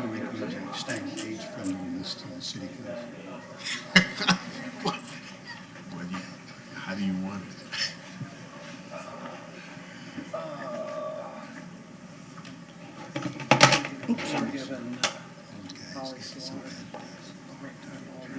Why? Yeah, I know. Joelle, I think. Why? It was her first one. And she's never had, she was just. That's because she's too young. She's. What is the? We're giving a hard time all day yesterday. Because I got. Oh, man. Yeah, we got. Have you seen all her emails? I haven't seen the one that she sent today. Yeah, she sent me 2 so far. Oh, okay. Isn't that the one? Yeah, she went back to her. I found out a little bit more. I'd like to reconvene the work session for September the 16th, agenda item 10.1. Approve the annexation, initial future land use map designation of residential low, and initial zoning atlas designation of low-medium density residential district for 1819 Audubon Street and 1015 Woodside Avenue, and pass the appropriate ordinances on first reading. Mr. Guevara. Good morning, Diego Guevara, Senior Planner. This case involves 2 properties totaling approximately 0.72 acres, occupied by detached dwellings. 1819 Audubon Street is requesting annexation to connect to the city sewer and to receive solid waste services. On Friday, we received the request from the owner of 1015 Woodside Avenue to withdraw his petition for annexation. The owner was requesting annexation for solid waste service, and in his email, he indicated that he owns a business and typically parks several company vehicles in his yard, and he wants to stay in the county where that is allowed. We will prepare a motion to amend the ordinances on first reading for your consideration on Thursday evening to remove 1015 Woodside Avenue from the ordinances. Any questions of staff on 10.1? No. Be in our agenda then Thursday night. 10.2. Approve the annexation, initial future land use map designation of residential low, and initial zoning atlas designation of low-medium density residential district for 712 Moss Avenue, 3047 Lake Vista Drive, and pass the appropriate ordinances on first reading. Mr. Guevara again. This application involves 2 parcels with a total area of 0.40 acres of land. The parcels are subject to agreement to annex that were recorded in 2017 and 2018. The properties are contiguous to existing city limits along at least one property boundary and are eligible for annexation. It is proposed that the properties be assigned a future land use map designation of residential low and zoning atlas designation of low medium density residential. Any questions on 10.2? Be in our agenda Thursday night. 10.3.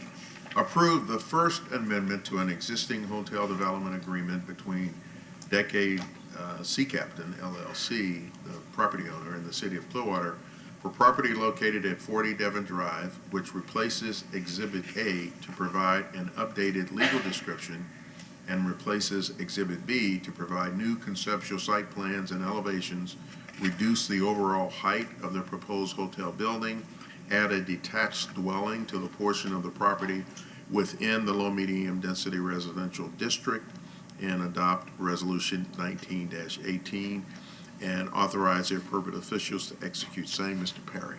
Thank you. Mark Perry, Planning and Development. There have been no changes to the site plan or the proposed amendments to the development agreement since council meeting earlier this month. Just as a brief summary, the request is to build a single-family home on the portion of the property that's within the LMDR zoning district. Just to be clear, when all the intensity of use and development parameters were applied to the hotel that's already been approved, it was just that portion of the property that was in the tourist zoning district that was considered. So the LMDR portion of the site is essentially unencumbered. If there are any questions, I'd be happy to try to answer them. Questions of staff on 10.3. Mr. Perry, I'm still a little troubled by the single the single property, the single family dwelling unit. It's going to be used for rental purposes. They can rent it for terms of 30 days or 1 calendar month or more, just like pretty much any other residential property in the city of Clearwater. What their intention is, I don't know. But the fact that this is part of a hotel as opposed to part of an individual investor is where my concern is. Are they going to be using this for parties, or is it going to be strictly a rental for 1 month? It would have to be, because if the intent was to use this proposed building as a venue for parties, that would make the use indoor recreation and entertainment, which is not a listed permitted use in the LMDR zoning district. So really on this portion of the site that's zoned low, medium density residential, the uses and activities that can take place on that portion of the site are fairly restricted. It's restricted to those things that are permitted in the LMDR district, which essentially is a single-family home. They certainly can rent it out, but only for the terms that any other single-family home in the city of Clearwater could be rented out for, which, per our code, is 30 days or 1 calendar month or more. Okay, so I just want to be reassured that they're not going to be able to use that as to market it as part of the hotel and use it for hotel activities or anything like that. And we've had those discussions with the applicant, and they've said no, absolutely not. Their intent is to use it as a single-family home for their own use. Okay. I was going to say my understanding and knowledge of this, the owner, Mr. Carlever, his intent is to use this as his private residence, and he has quite a sizable extended family. He owns properties he runs properties up north, everything else. So this would be a private home for him and his family when they do come down. But it will be his residence. It's not out for, he has no intention of putting this out for general rental on a monthly basis anyway. But if that's the case, then he's not renting it, and there can be a turnover on a more frequent basis, and they can have parties there all the time.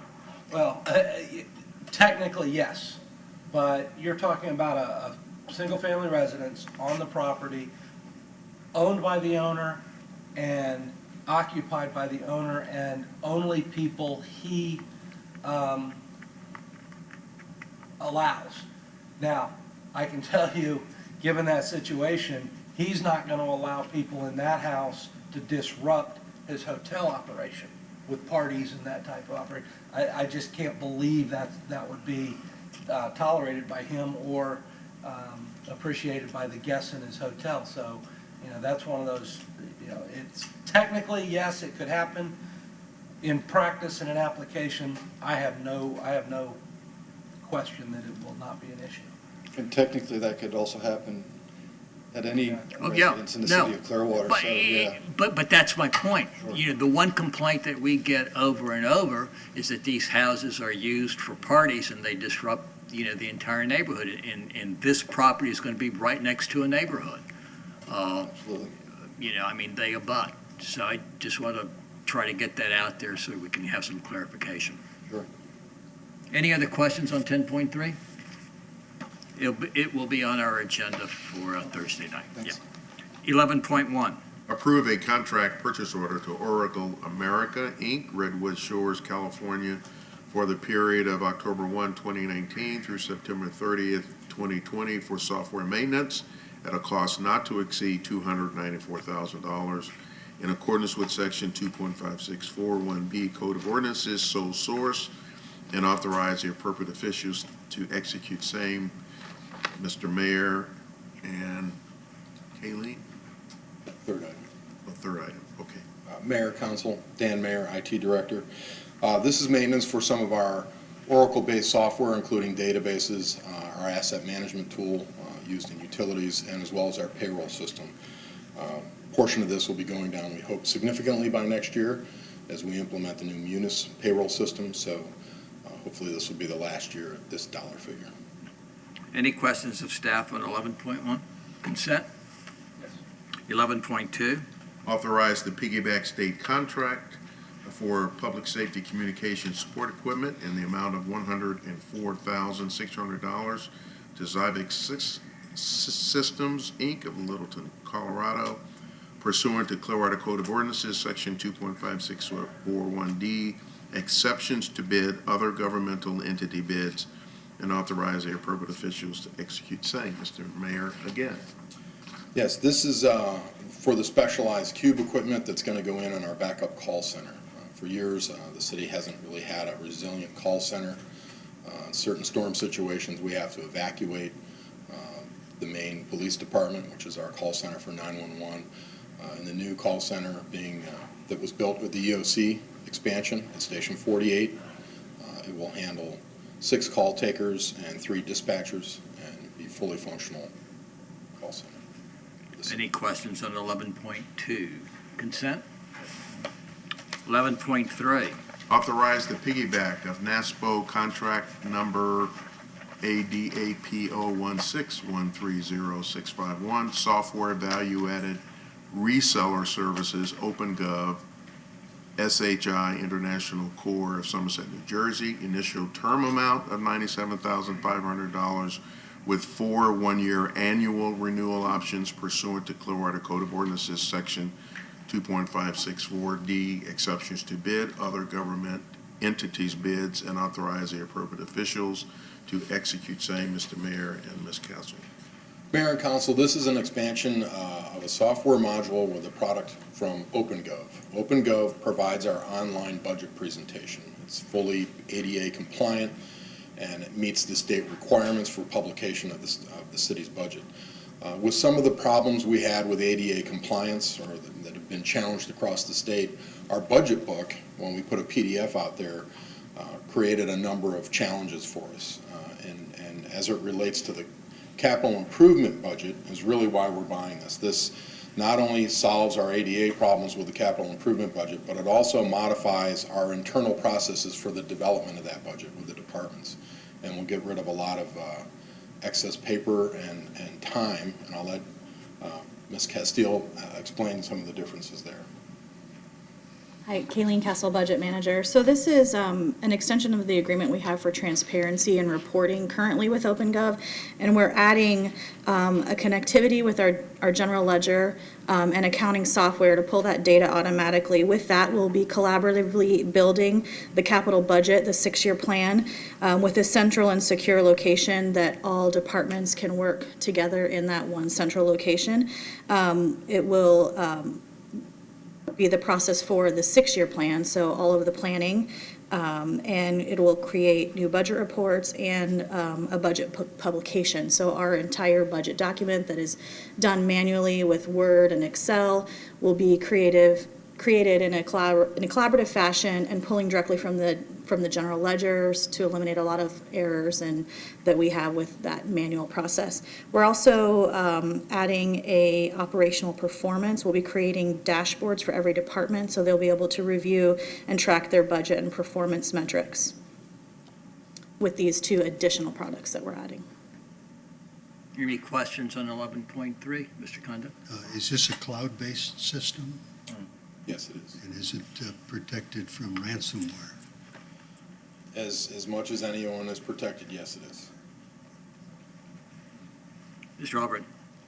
What is the ADA part of it? I mean, if you can describe that to me, is that how it's seen by people that want to come on? ADA is with regard to accessibility for people with special needs or any other handicaps, which could be vision or hearing challenges. Over the course of the last 2 years, there have been some lawsuits across the state citing that the websites from governments, whether they be county or city, are not compliant with the ADA mandate, the federal law, and we're able to win awards against those states or entities.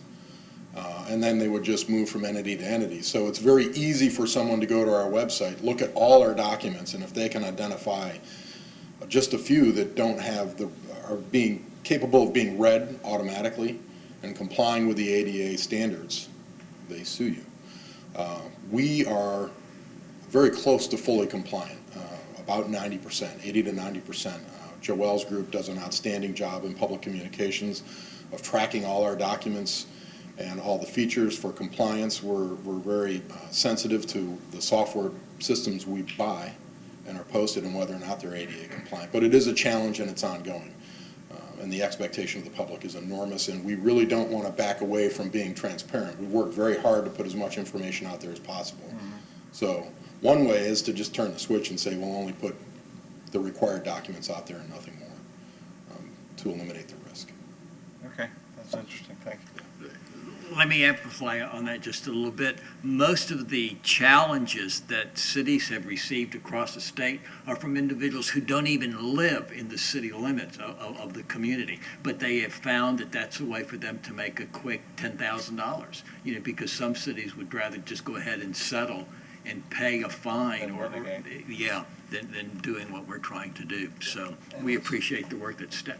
It's not just a government issue either. Yeah, I mean, no, yeah. They're hitting, private business websites and everything else, seeing if they're ADA compliant and filing lawsuits against private businesses as well, so. Mr. Pogles. I would suggest, this is, I'm guessing, not a group of individuals, but a group of attorneys who have found. I really didn't think Let's it was not fair to paint take that it. brush. Okay. I'm just, they don't represent Ms. themselves. Aiken? Just to note, we did not settle when we were sued.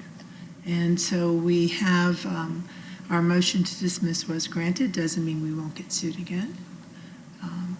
Our summary judgment was granted, but it could, you never know. Gonna rear its head again. It could. So on 11.3, consent? Yes. Okay. Thank you very much. 12.1. Authorize a blanket purchase order to Odyssey Manufacturing Company of Tampa, Florida for the purchase of liquid sodium hypochlorite in the annual not-to-exceed amount of $550,000 with option for 3 one-year term extensions pursuant to Clearwater Code of Ordinances, Section 2.564, exceptions to bidding, and authorize the appropriate officials to execute same. Mr. Porter. Good morning, David Porter, Public Utilities Director. I'm here this morning to ask you to authorize the issuance of a blanket purchase order to Odyssey Manufacturing of Tampa so that we can obtain the sodium hypochlorite, in other words, bleach, needed to disinfect the wastewater from our wastewater treatment plants. We've had a contract previously with the same firm. This contract's actually going to be a couple of cents less than we paid previously, even though this contract is 3 years old. We're doing that through a piggyback contract with the county, who's got a bigger has better ability to negotiate the contract. So this is available to us, and we'd like to have you authorize it, please. Any questions? Consent? Yep. 12.2. Authorize the piggyback of Pinellas County Contract Number 1670456B, Pumping and Tankering Services to Enviro Waste Services Group, Inc. of Palmetto Bay, Florida, T. Wayne Hill Trucking, Inc. of Mulberry, Florida, and FCS, Inc. of Clearwater, Florida, in the annual not-to-exceed amount of $750,000 with option for renewal terms per contract pursuant to Clearwater Code of Ordinances, Section 2.5641D, exceptions to bid, other government entities' bids, and authorize the appropriate officials to execute same. Mr. Porter again. Good morning, David Porter, Public Utilities Director. I'm here this morning to ask you to authorize the issuance of a piggyback contract with the firms named by Mr. Horn. The purpose of this contract is to provide us with the ability to get emergency pumping when we need it, to try to minimize the number of SSOs occurred during excessive storms. I would like to say that this contract is one of the contracts that has come up as a result of the partnership between the stormwater wastewater groups in Pinellas County. The county was the lead on this, took the position, negotiated the contract, and now the rest of us are piggybacking off the same contract. It's something we identified as part of the stormwater wastewater partnership as necessary. Any questions questions? on 12.2, Mr. Pugliese? Thank you. So it's a not to exceed amount, Correct. which means if we continually doing what you try to do here, and we've had pretty good success with not having a lot of spillage and overages, there's a good chance we're not going to come close to spending $750,000. Well, we've had some, as you know, this year, during Yeah. excessive rains came. We haven't been hit with a hurricane this year. Right. And we didn't really get hit last year. When the years come that we will see really a large excessive storms, we're going to need this service.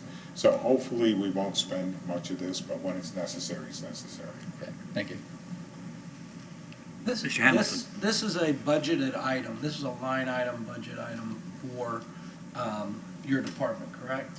It's coming out of our budget. Yeah, and bottom line, In addition. going back to an earlier discussion, if we don't, it's a not to exceed 750,000, and that's how much is allocated. Right. If we use 500,000 of it, the other 250 is what goes back into your department, or does it go into reserves? It won't be removed. It's a contract, so it's available to be used until we spend it. It's not actually gone anywhere. It's still in the budget. But from a budgetary perspective, in their actual budget, it would go back to their reserves. Okay, that's what. Any other questions, council? Well, I guess then, if you didn't use it, in Hoyt's example, if you only used 250, so then you would increase the contract the next year for just the 5 that you used, so that you maintain 750, or would you try to grow this budget? No, it'll be 750 each year for Okay. 3 years. Okay. So if it isn't used, it isn't used. Okay, got it. I think help me out, Mr. Porter, because we haven't purposely discharged into the bay or into the aquifer. That's correct. What this does is help us prevent spills that have been identified and give us a resource to, when we have a breakdown or a big rain event that our equipment can't handle it, this will help us address those issues. That is absolutely correct. It's to help us, it's preventative, so help us It's prevent those preventative. things from happening. Right, okay. That's correct. Okay. But the key, I think, for our residents to understand is that we have not purposely just discharged just because we don't, we're not taking care of what. Absolutely not. Okay. That's correct. Consent? Yeah. 13.1. Authorize surplus disposition of G 2179 and G 3943 via auction to the highest bidder pursuant to Clearwater Code of Ordinances, Section 2.622, surplus personal property. Mr. Conzen. Good morning, Perry Conzen, Fleet Manager. The vehicles listed below have been brought before council for authorization to surplus at auction. Any questions on 13.1? Consent? Yep. Ms. Call, or no, is that Ms. Ms. Anderson. Ms. Sanderson, 14.1. Mr. Horn, I'm sorry. Authorize award of request for proposals number 40-19, tourism marketing services to Bandwagon LLC for destination marketing in the annual amount of $200,000 for the initial 2-year term, $400,000, including 1 2-year renewal option, and authorize the appropriate officials to execute same. Ms. Sanders. Good morning, Denise Sanderson, Director of Economic Development and Housing. For the past 9 years, the city has engaged a public relations and marketing firm to strengthen the city's brand awareness nationwide and as a top tourism destination. The desired outcome of these efforts is to, of course, increase visitor interest, ultimately leading to additional heads and beds, if you will. In May, request for proposals 4019 was issued and 13 proposals were received by the June 5th deadline. The selection committee was comprised of 3 staff members and 5 members of the tourism community. The committee reviewed, ranked, shortlisted, and chose by nearly unanimous highest ranking the firm Bandwagon LLC. The RFP process for this contract requires a tremendous commitment, and so I would like to publicly thank those community members who've dedicated so much time to this effort. These proposals are not short. Jeff Kastner, representing Hospitality and Opal Sands Resort, Lisa Chandler representing events and entertainment, primarily for the Sugar Sands Festival, Frank Shivas representing restaurants with Baystar Restaurant Group, and Jeff Klaus representing travel and transportation with the St. Pete Clearwater Airport, and finally Lynn Fuller of Flying Compass representing public relations. The selection committee's recommendation is based upon the following: research-based approach, including analysis of top competitor markets, custom content creation, an experienced team of professionals, measurement and transparency through the use of technologies, providing real-time project status, online approval, and an ongoing communications log for economic development staff to better monitor and administer the contract. Fixed flat fee pricing and frequency in the market, having market presence on a regular basis.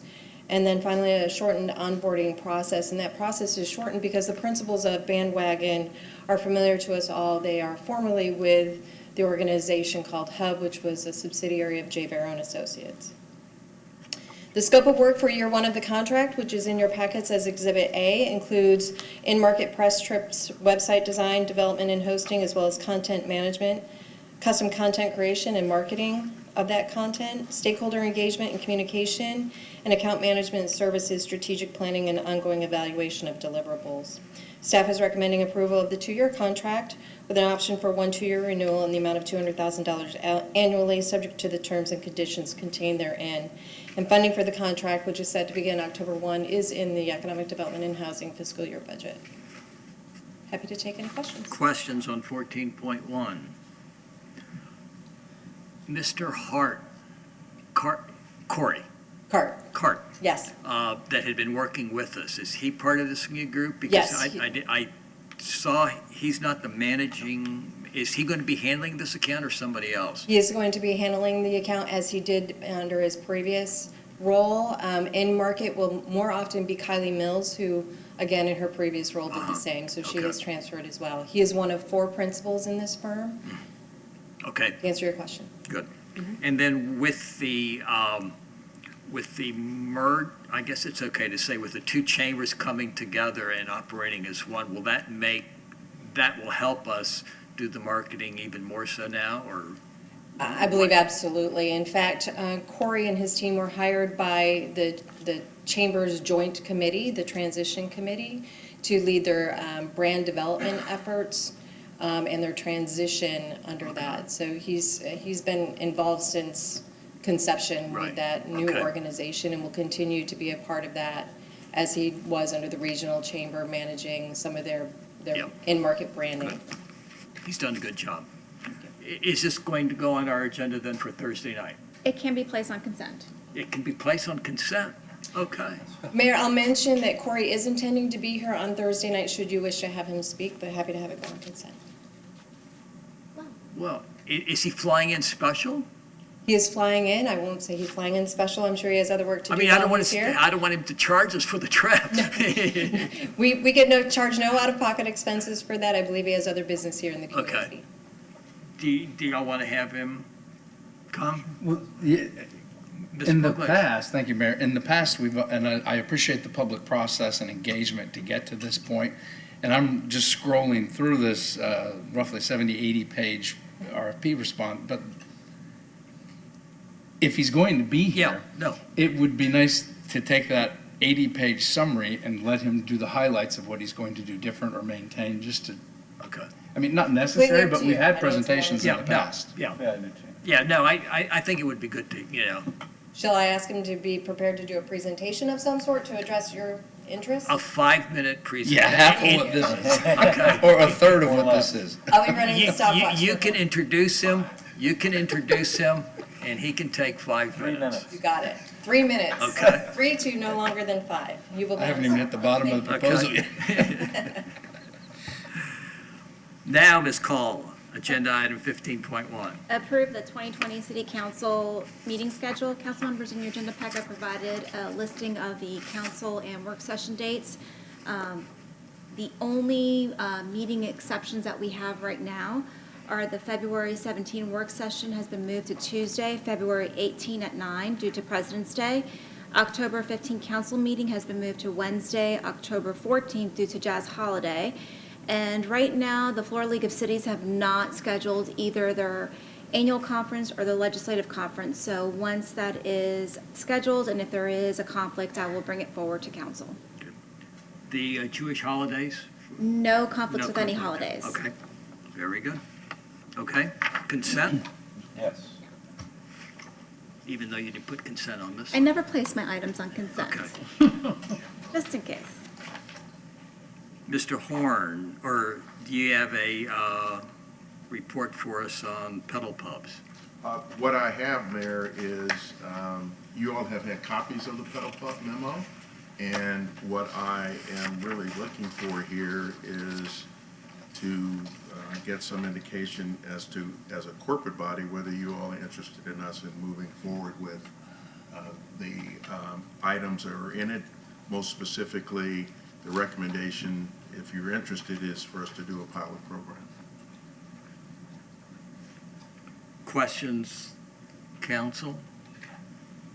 Mr. Albritton? So the pilot program, was that going to be not necessarily alcohol served? Is that correct on the maxi bike, Mike? The memo doesn't recommend alcohol. Yeah, so they could do it between pubs, but nothing. That's right. That's right. So if you support a lot of those items that were listed under recommendations, then we would simply create a pilot program that would incorporate those items, and then we would seek a vendor who would be interested in doing it. Mr. Hamilton?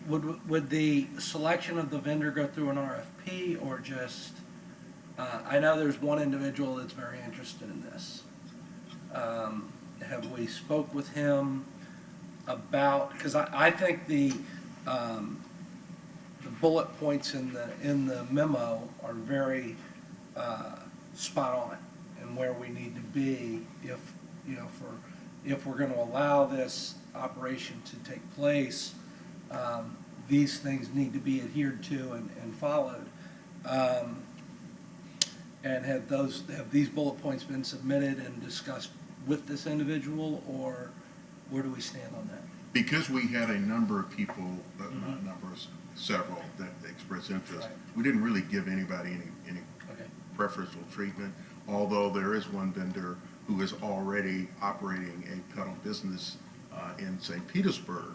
And so we've had conversations with them, and they've been very helpful in, having to express all the things they went through to have their business. So, Pam, I don't know whether we be constrained in making this a competitive.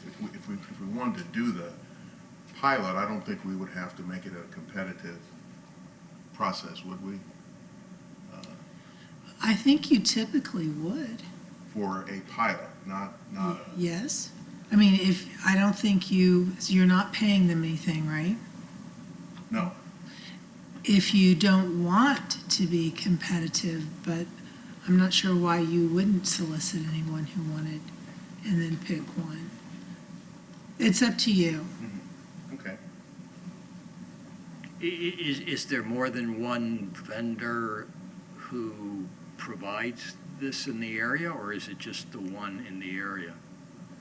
Well, we have one business owner who is expressed an interest on the beach in particular, and then we have a vendor who already operates a business in St. Petersburg. Okay, so there's two. There's at least two. Yeah, so you'll almost would have to. Yeah.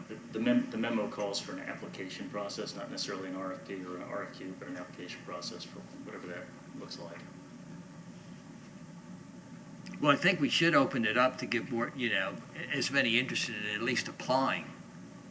The question, I guess, is whether or not you want to do it through an RFP. I think we can do it through an application process, and then, I don't know if we're the people to review the applications, or if the group that the manager put together to come up with these bullet points would review them, but also make it very clear in the application that these are requirements that you will be required to adhere to if you are awarded the ability to do the business. And you're limiting it for a 6-month pilot. 6 month, and No, I'm just, you want to solicit applications. Right. That's the same thing in my mind as an RFP. Okay. It's just that you may not have as many formal requirements, but you want to solicit people who are interested. Yeah. Okay. We'll do that. Yeah.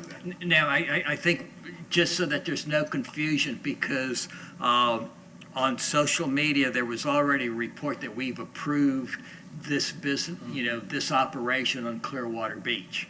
So we are in agreement that it is not going to be on Clearwater Beach. I don't know that. Well, if you go by all this, this says you can't ride it into the roundabout itself. If they can come up with a way to do it on North Beach or South Beach and not enter the roundabout, is it something we want to approve, or do we want to say no entirely on the beach? No, I would be okay. It's not like the scooter thing. I'm okay with having it just like it's written here on Clearwater Beach, because I think that's where a lot of the pubs. No, but it says, as a result of these findings, we do not recommend allowing megacycles on Clearwater Beach. Okay. Yeah, I thought I read just not in the roundabout. No, it says that's one of the problems. Council, I hear what you're saying about allowing it on the beach, but let me remind you, traffic on Mandalay gets backed up all the time. And if you're going to have this cycle on Mandalay going at 5 miles an hour, it's not going to help the traffic situation out. It's going to exasperate it more than just during the springtime, the spring heavy tourist season. So I don't see how we could even think about putting it on Mandalay or South Gulfview. But that's. I don't disagree. I actually missed the one bullet point where it says we don't recommend allowing on the beach. Because when it said don't allow them into the roundabout, I just kind of assumed that meant you stay on the north end, you stay on the south end. But then if they say don't allow them at all on the beach, I can concur with that.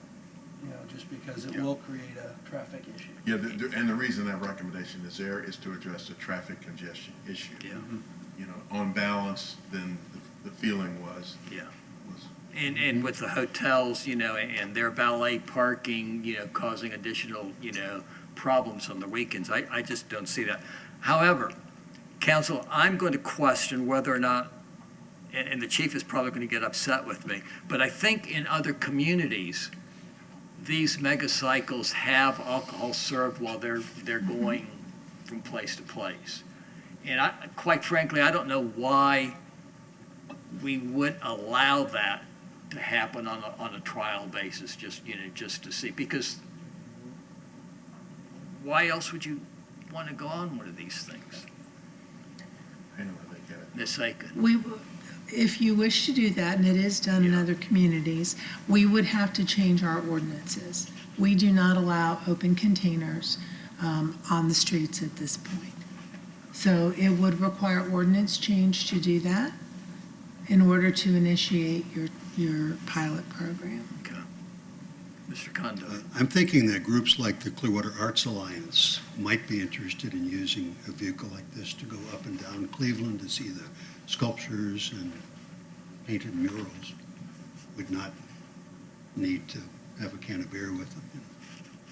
Yeah, that's a hard one. They will have had plenty of cans of beers before they get on this thing. And even though the operator's not driving, then you still have the speed fluctuations and the differences. And Okay. I'm along the same lines as you, Mayor. We already have plenty of options for tourists at Clearwater Beach. But the recommendation is No alcohol. no alcohol. Yeah.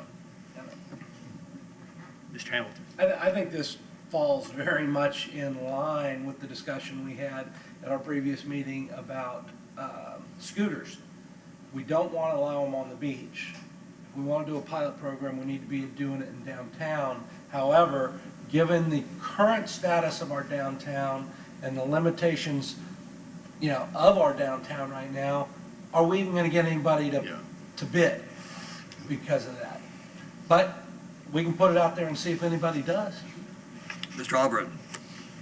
Well, that's correct. I saw a pedal, a maxi. Megacycle in Philly when we were up there. And, I said something to him, then I realized, wait, these people don't even have, any alcohol. It was something they were doing tours with.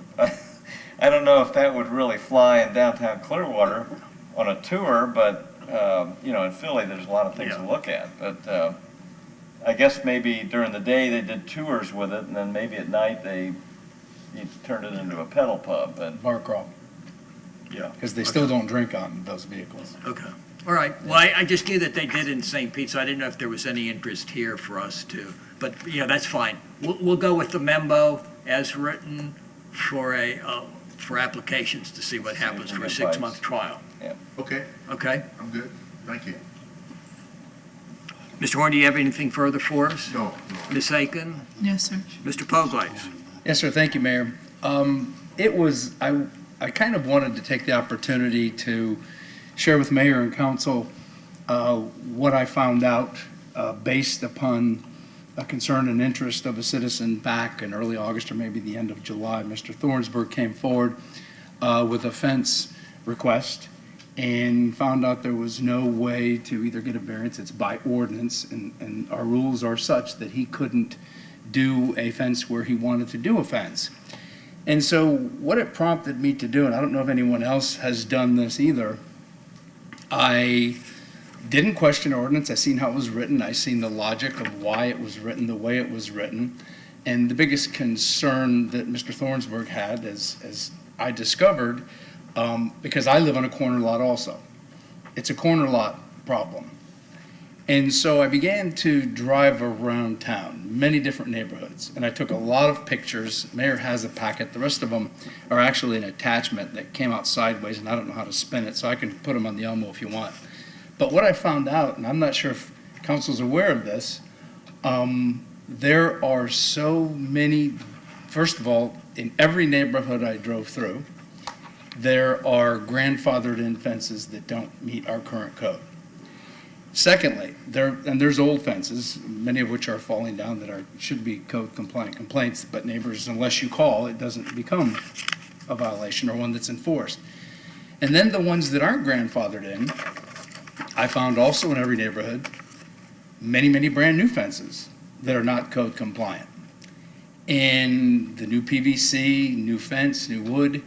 And so it led me to a conclusion that and we strive to be different and we want to be better. And so we have rules and regulations and we have a code of ordinance to protect all citizens equally. But what I found out is that it appears to me that our current code, I won't say encourages, but it seems that many folks are putting up fences without permits because they're not in compliant.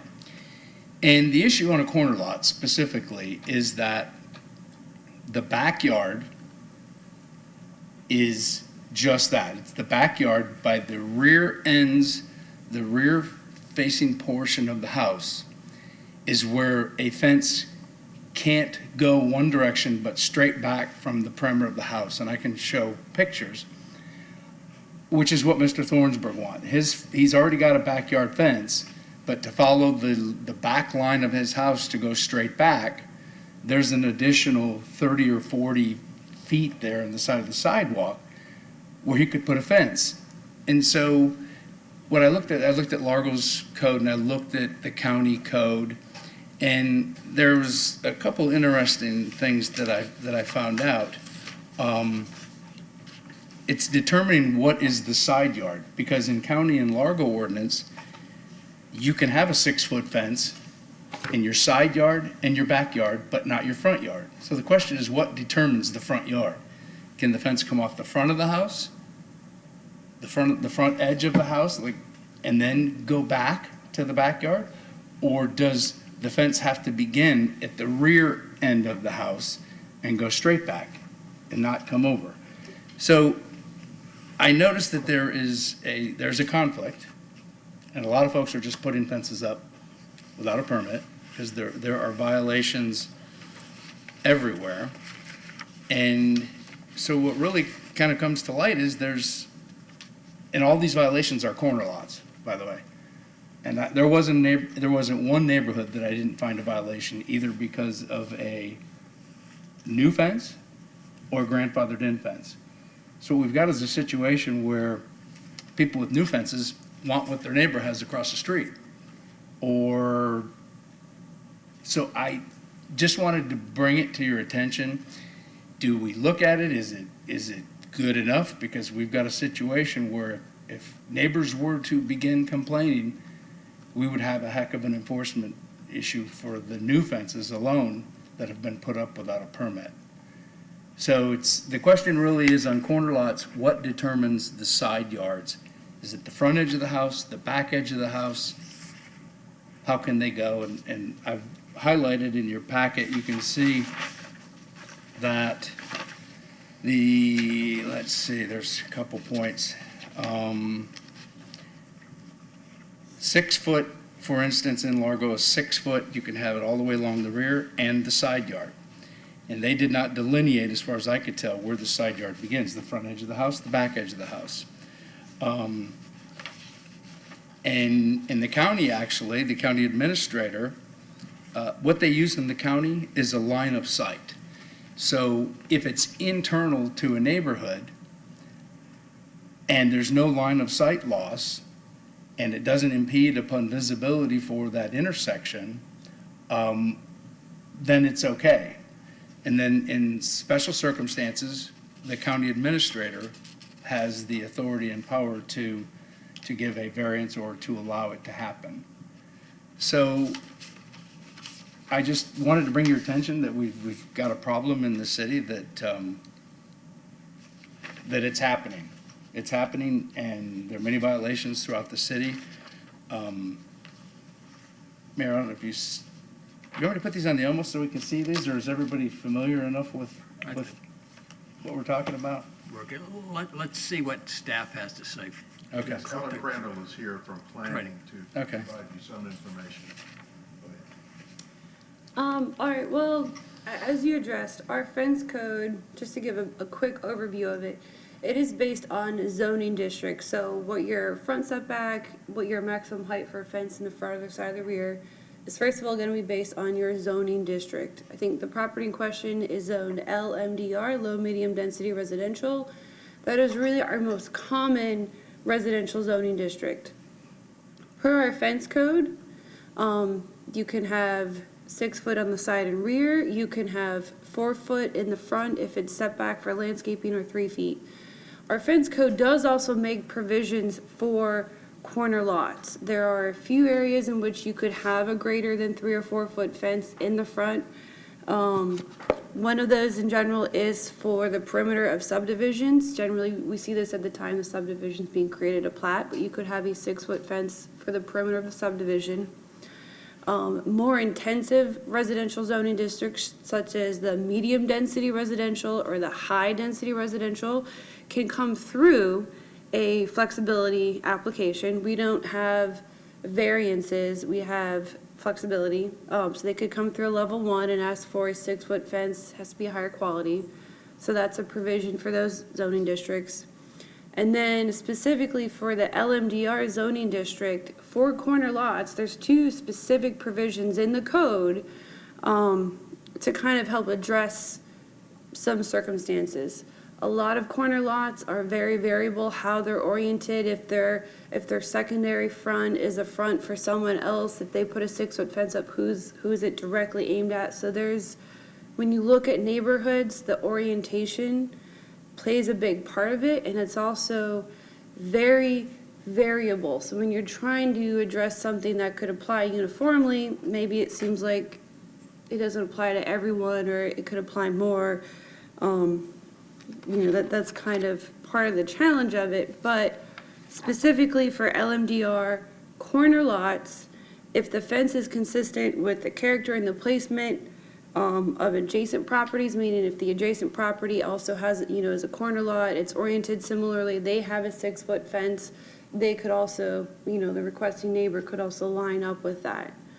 And then secondary, if the secondary front is classified as an arterial or a collector, they could have a 6-foot fence in the front yard. So there's 2 provisions in the code for that, but.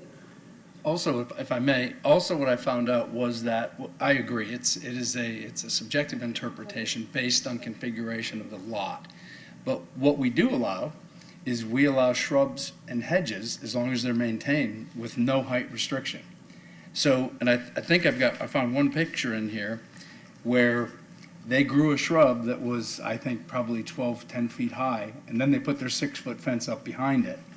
So we're interpreting that, depending on the lot configuration, it's okay, as far as we're concerned, we're making the determination that a 12-foot shrub, perfectly maintained, is better looking than a 6-foot fence, brand new vinyl or something like. So we don't monitor shrubs in the same concept or what they would do for.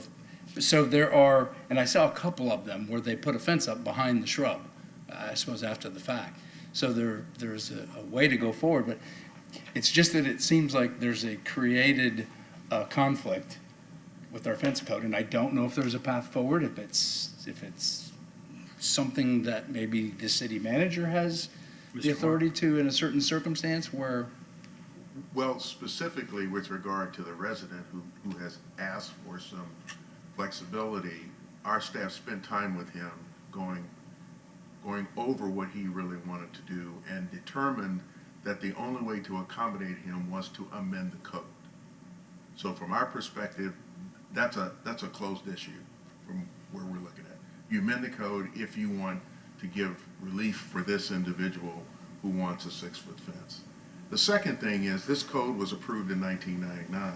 So there is no way for us to know how many people were grandfathered as a result of this code. So if you just look at what is a violation under our current code, it's hard to say whether that was done illegally or not. All you know is it doesn't comply, but you don't know, why. The other thing is just because there's a violation is not a reason to change the code, just because people don't comply. It's like all the other things that it's difficult to enforce. We still want to have a code, even though we know that some things are hard to, enforce. So at least from the staff perspective, and then when I talk with Councilmember Poglaze, there is an area on his property where he could use a 6-foot fence, but he wouldn't give his dog enough roaming room to his satisfaction.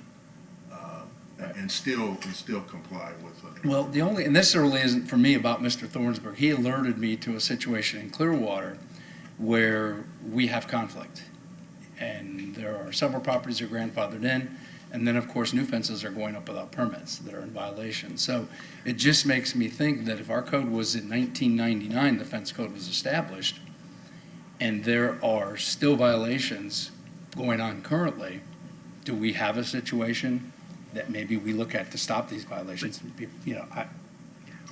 Let's address what he's saying about fences going up without permits, because that's really troubling to me. There's a brand new. Do we know, in fact, has this been reported?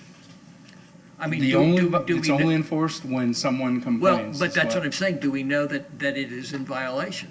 Oh, I know it's in violation based on the way our ordinance is written. I drove around and just took pictures and go, holy cow, this is. But you didn't find out whether he had a permit.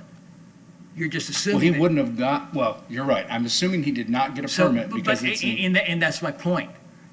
Let's not make these assumptions if we don't know for a fact that he doesn't have a permit. This one I would probably bet your paycheck on here because it's brand new PVC, which was not available in '99. Yeah, but he could. If that's where his existing fence was and he was replacing an existing fence that was grandfathered, You I can't, didn't know if no. he was grandfathered, he would. So when the wooden fence deteriorates, you have to replace it. Then you have to come into Come code. back into code. You have to come into code, right? It- Help us out. You can do a maintenance on a wooden fence, but if you completely remove the fence and put in new material, then theoretically that would require a permit and should be code compliant. But there's flexibility, I mean, if I heard you. There's a specific code provision for maintenance of fences and walls. Fence boards may be replaced on any non-conforming fence provided the posts are not replaced. So if you have an existing fence, let's say it was legally permitted prior to 99, it's deteriorating, you can do, repair and maintenance on that fence. As long as you don't replace posts, but you can't go from a wooden fence to a brand-new PVC fence. I mean, that's beyond maintenance at that point. But if I could comment on a couple of things. One is, I think we do find, my experience is that we do find and will issue stop work orders on fences. So I don't think it's strictly, call and complain. If it's, now, having said that, there's tens of thousands of lots in Clearwater. Do people put up fences without permits? Yes, they do. But they're not protected from them if we find them, or if a lot of times what you'll find is that they'll put the finished side in and not out. And doesn't matter if it's 3 years later, if we find they didn't get a permit, or even if they got a permit and then put it up wrong, we'll make them fix it. I think, what may be kind of confusing here is that we've got a code that defines side yards as fronts on corner lots. So you may find that some jurisdictions may allow fences on those side yards to come out beyond the single-family structure on corner lots. And you may find distinctions between the pattern between the house behind it. If the house behind it faces perpendicular to the house on the corner, it gets confusing. But then you can imagine if the fence is put out in front in the side yard, then it's coming out in front yard of the house behind it. So if you have the two rear yards facing each other, and then the fence comes out behind, it doesn't put a fence in somebody's front yard. That is where the conflict. We probably need a drawing to show you that. Well, I have photos to But show the code violations deals of with that those also, for situations sure. differently, and that may be part of the confusion with this particular individual here, so.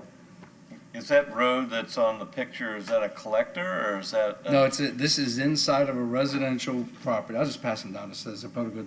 This is inside a residential neighborhood right off of Keene, deep in the neighborhood. And you see his side. Now, he's on the left-hand corner. This is a corner, and there's additional pictures of it. He came off the front of the house with this fence and then went to the back. Current code would require him to take that fence to the back of his house and then go straight back, not come out and down like you see this. Okay, so, Yeah. okay. So it is, I think, Mr. Delk, you're right. It's that, it is kind of confusing where it's a side yard problem on corner lots. I think Ella can probably point to you on an overhead that shows you what the issue. Yeah. Keene isn't all clear. This is back in, no, this is not unincorporated. This is off of Keene back No, in. you said Keene. Okay, this will help. So the marker there, I believe this was the subject property, so it's at the corner. Blow it up a little bit more if you would, Ella. There we go. Thank you. Okay, so this is a subject property, I believe, of the discussion. So you can see they're at the corner. They're oriented this way, same as their neighbor. You can see they have a 6-foot fence behind the leading edge, as it would be permitted here. But then across the street, you have this house oriented this way, so they would be looking at a 6-foot fence at their front. So I think that's part of where the orientation of houses at corner lots can be very variable. Kind of just looking at the neighborhood at a larger view, there's not a real consistent pattern for how the houses are oriented at the corner to say, well, if we made this a secondary yard, it would be a secondary front for everybody because they are all oriented differently. And there's nothing that says when you're a corner lot, this must be the way you're oriented. I feel like it looks more confusing than helpful. But, well, looking at that picture, I mean, you know, across the street, you're saying that the neighbor across the street to the base, on the south side is, you know, looking at his side yard. Well, what difference, you're looking across the street, what's the difference if you're looking at a 6-foot fence or a 12-foot hedge? You're still you're looking at something. I mean, I don't really. In most cases where we have fences, we require landscaping to buffer the fence. I mean, it's true, we do not have a regulation on how tall your hedges can be, only in site visibility triangles. Generally, when you're planting something that we may or may not be looking at a landscape plan, you can have a variety of plant materials that could be planted and they're this tall, and in 10 years, they're 15 feet, I mean, And maintaining a varies on 15-foot maintenance. bush is not easy to do. And, but I mean, a well-maintained or new 6-foot fence wouldn't be, I can't see where that's more objectionable than an unmaintained shrubbery of undetermined height. I'm having a hard time with that when you're across the street. You know, if the house to the east of that, you know, and that one's actually oriented towards the corner itself at a 45-degree. So, I mean, I understand. My thing is, and I don't know how we do this. I just look at this and I say, you know, this is an interior neighborhood street. I mean, we put in, I mean, the house to the west of it is a young lady who worked for my family for many years, and she was one of the spearheads. Paul Bertels knows her very well, that she was one of the spearheads that got the traffic calming put in on Greenlee of, you know, the roundabouts and everything else. So, you know, you have a very low speed through that neighborhood. You have a lot of that, if the corner lot is on Sunset Point and you got cars doing 40, 45 miles an hour, it's a whole different area as far as sight lines and you know, sight distances and everything else. You know, to me, a well-maintained fence is, you know, yet somebody could put a hedge out to where we're talking about, or landscaping and shrubbery that's going to block the visibility, yet we don't allow a fence. I don't know about. I had one more thing. We don't require a permit when someone wants to plant hedges. I know. So, I mean, and I know, you know, in this individual situation, the homeowner that wants the fence, he's got large dogs, and a 4-foot fence is not going to keep his dogs from jumping right over it. A 6-foot fence would contain the dogs, and, you know, it's, I don't know. I don't know what the answer is. There's so many different variables that can be applied, and almost every lot can have its own exception to the characteristics. So I just don't know what the answer is. Mr. Albright. Well, I know this wouldn't help him, I mean, in the short run, but he could put a 4-foot fence by code, and then he'd have to grow a hedge on the other side, and that would probably hold his dog in it, but it wouldn't happen immediately. But my question would be, what would be the unintended consequences? I mean, that would, if we did decide that we wanted to change this, that would be my question. I mean, to make an exception for one person, what are the unintended consequences for the rest of the city? Is it because...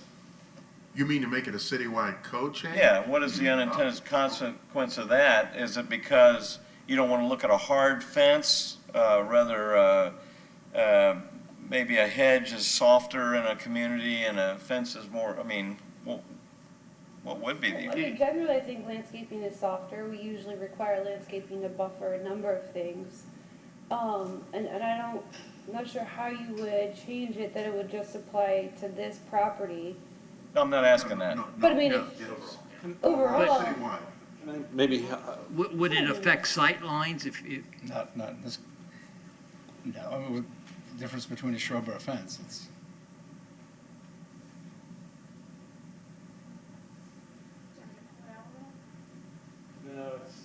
He's got a bunch of property to the street, you know. trying to find an but it's to example the here street, that to the left? An invisible fence, electric fence? Maybe this is a good, Barbed wire? if this house right here, I'm pointing to, say their driveway fronts on Green Hill Drive. This fence, we're allowed to come out all the way to the Street. property line. You end up with the fence to the home next door that extends all the way to the street in front of that house. So I think some codes, what you will find is ones who allow a little bit more latitude than ours, but it may say, for example, that this fence here can't come within, 15 feet of the right of way, for example. It might give you a little bit more latitude for this lot right here to come out into that side yard a little bit with 6 feet, but it may stop short of going all the way to the right of way line simply because you don't want to fence in the front yard of the home next door to you. So that's kind of the downside if you allow those fences 6 feet in every case. Then you look out your front door and you've got a neighbor with a 6-foot fence that goes all the way out to basically to the street.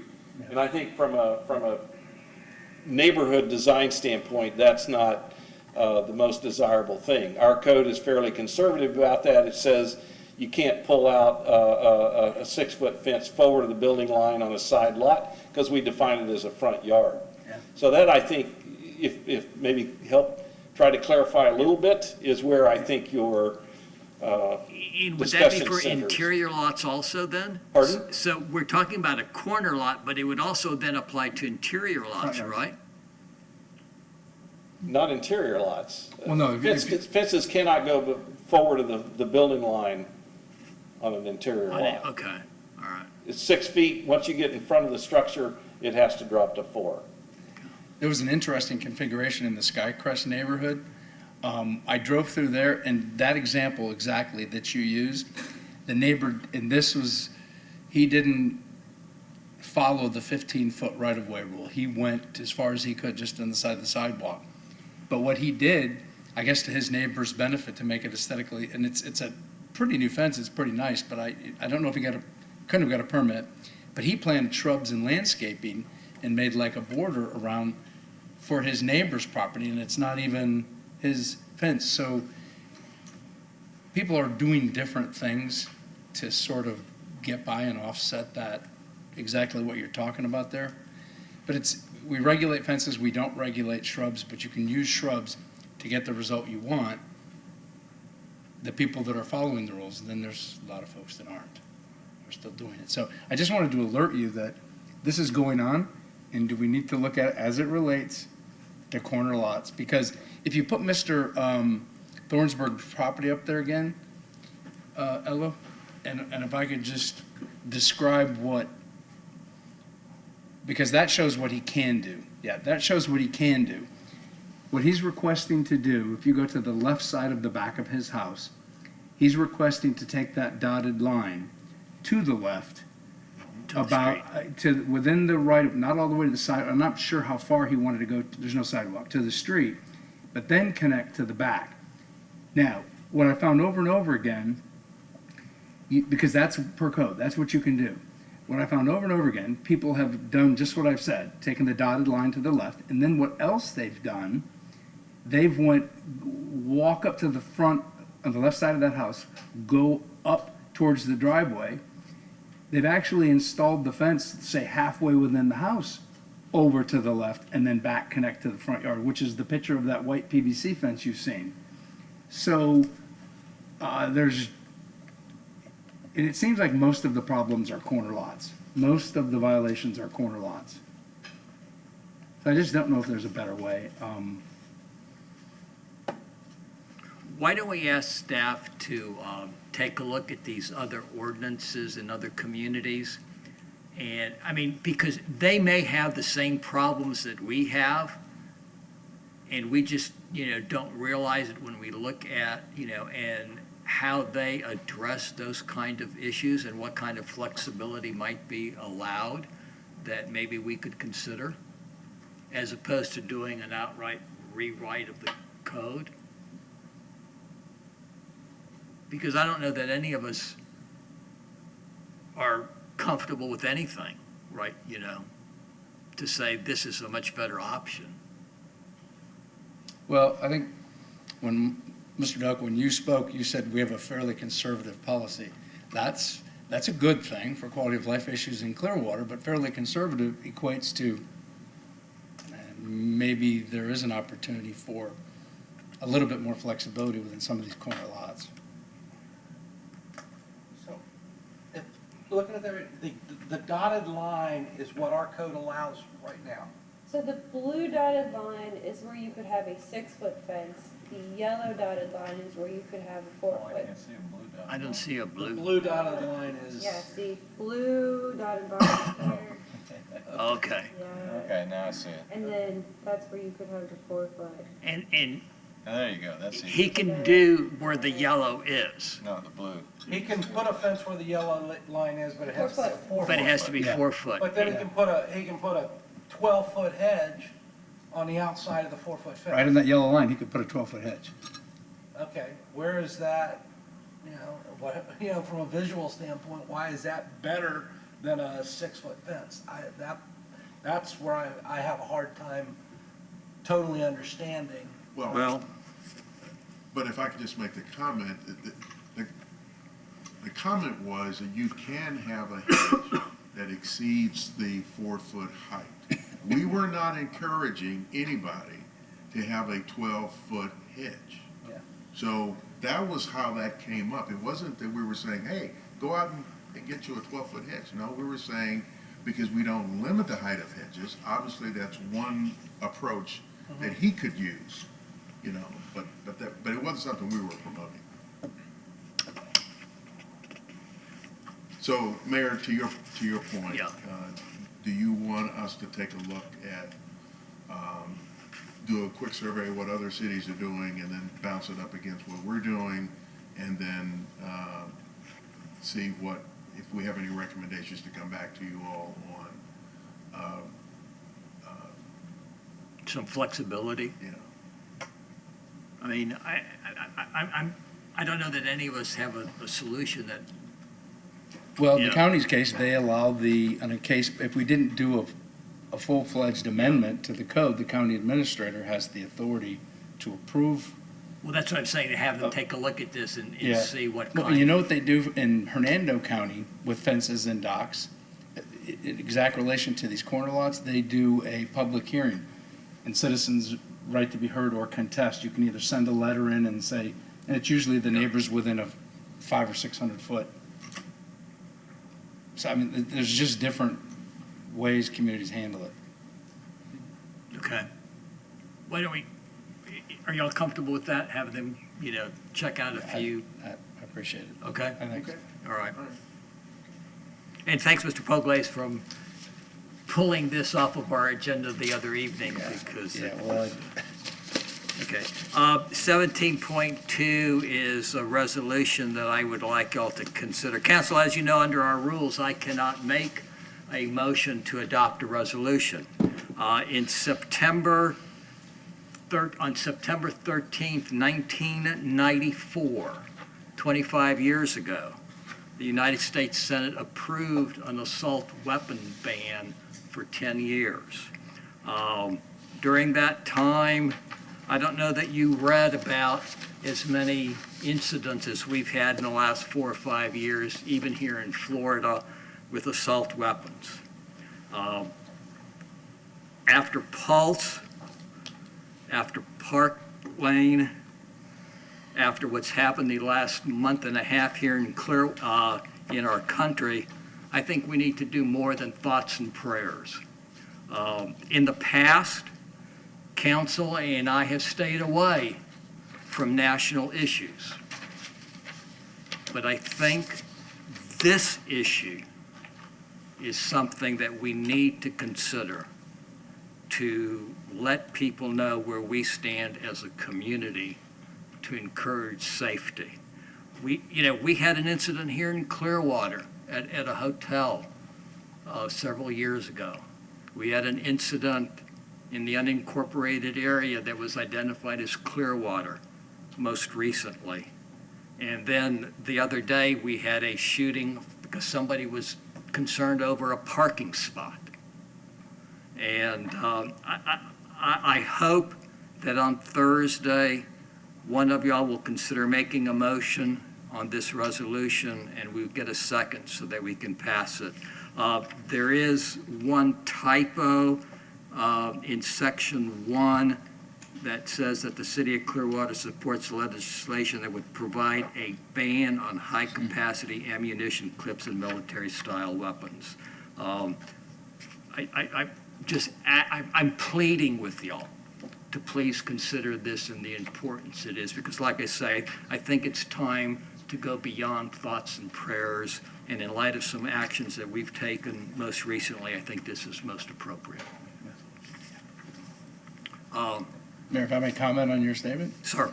I 100% agree with you. And there was an article today, or I caught up on all the newspaper reading this yesterday. And it's like 95% of all these mass shootings are done with an AK. I mean, it is an assault weapon problem. Excuse me, and those high capacity magazines. So I think this is overdue, so thank you for bringing it forward. We can discuss that further Thursday unless, like I said, I don't know how y'all feel about this, but like I say, after Pulse, I went out and donated blood, and I've continued to do that. I've gone to church, I've prayed, my prayers aren't working. And I'm not sure that this is going to work either. But we need to send a message to the people. We had this 25 years ago. And they didn't have the fortitude to keep it going. And anyway. Well, if I make a comment on that. Listen, my heart went out to those people too, and I've done, I would not be in support of doing a ban on assault weapons. The thing in '94 that they put together for 10 years, 2004 it came off, really didn't make a difference to anything. I think I would be more in support of the red flag law and making that a national program and modifying the red flag. So just not only police officers, but open it up to family members to be able to say, hey, my son's got a problem you maybe want to look at. But I don't think the ban on assault, there's so many out there now, and there's so many magazines out there now. Let's do something that will really help. I think part of this could be modified, and I wouldn't mind doing a resolution, but I'm not going to do a ban on the firearms. I don't think that's going to help. And again, it's not a ban on firearms. It's a ban on military-style automatic weapons and high-capacity magazines. And since the ban was taken off, we've had Parkland. We've had, the only one that we had during that time was Columbine.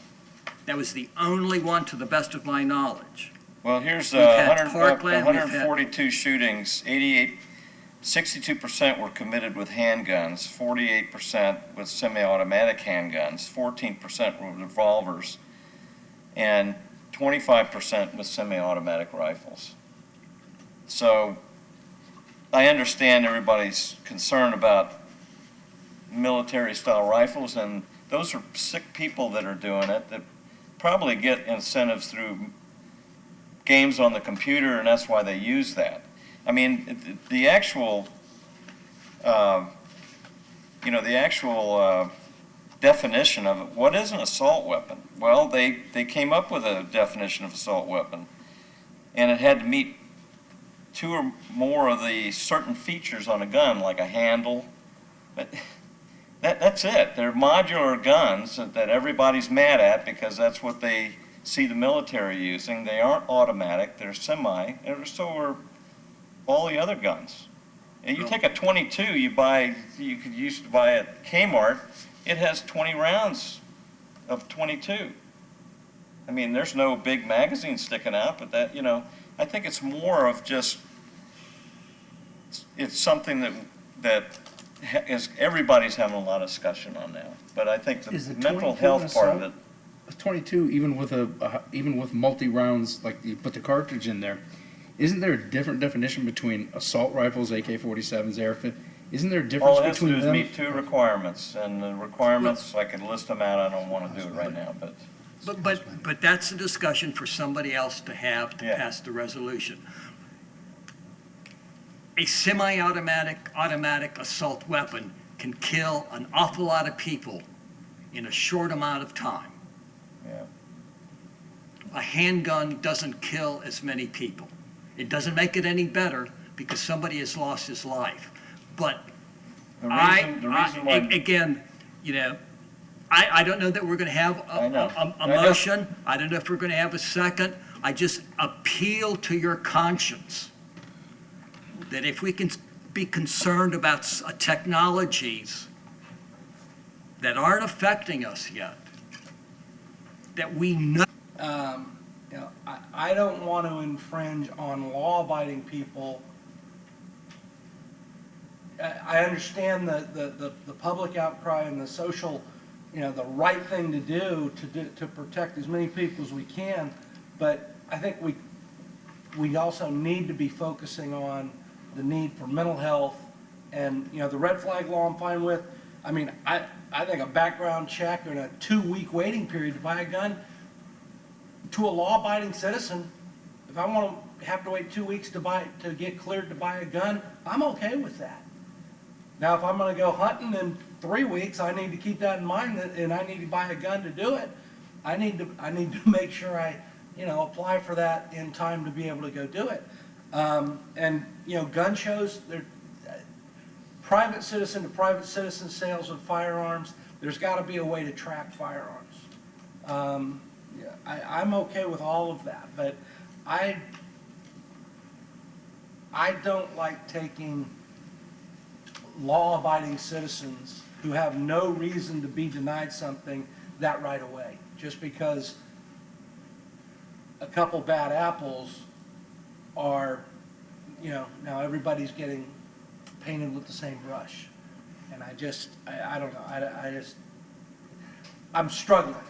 I know, the purpose and the intent of the resolution, and most all of it, I'm fine, high capacity ammunition, more than what the weapon is originally designed for. I don't see any reason to, And counsel, in conclusion, I understand that this is a very sensitive issue, but we have a responsibility for life, liberty, and the pursuit of happiness. And I don't think that this is abridging anybody's right to have a weapon. And if we're going to take steps as a council suggesting that we need to do some things because of scientific evidence being conflicting, then this is something that we know is happening. And so I appeal to you, think about it, and hopefully we can send them, we can come to, so if there's a second. If there's no second, then we don't have to worry about it, But I appreciate y'all hearing me out on this. Our meeting will start at 6 o'clock on Thursday, the 16th, the 19th. We're adjourned.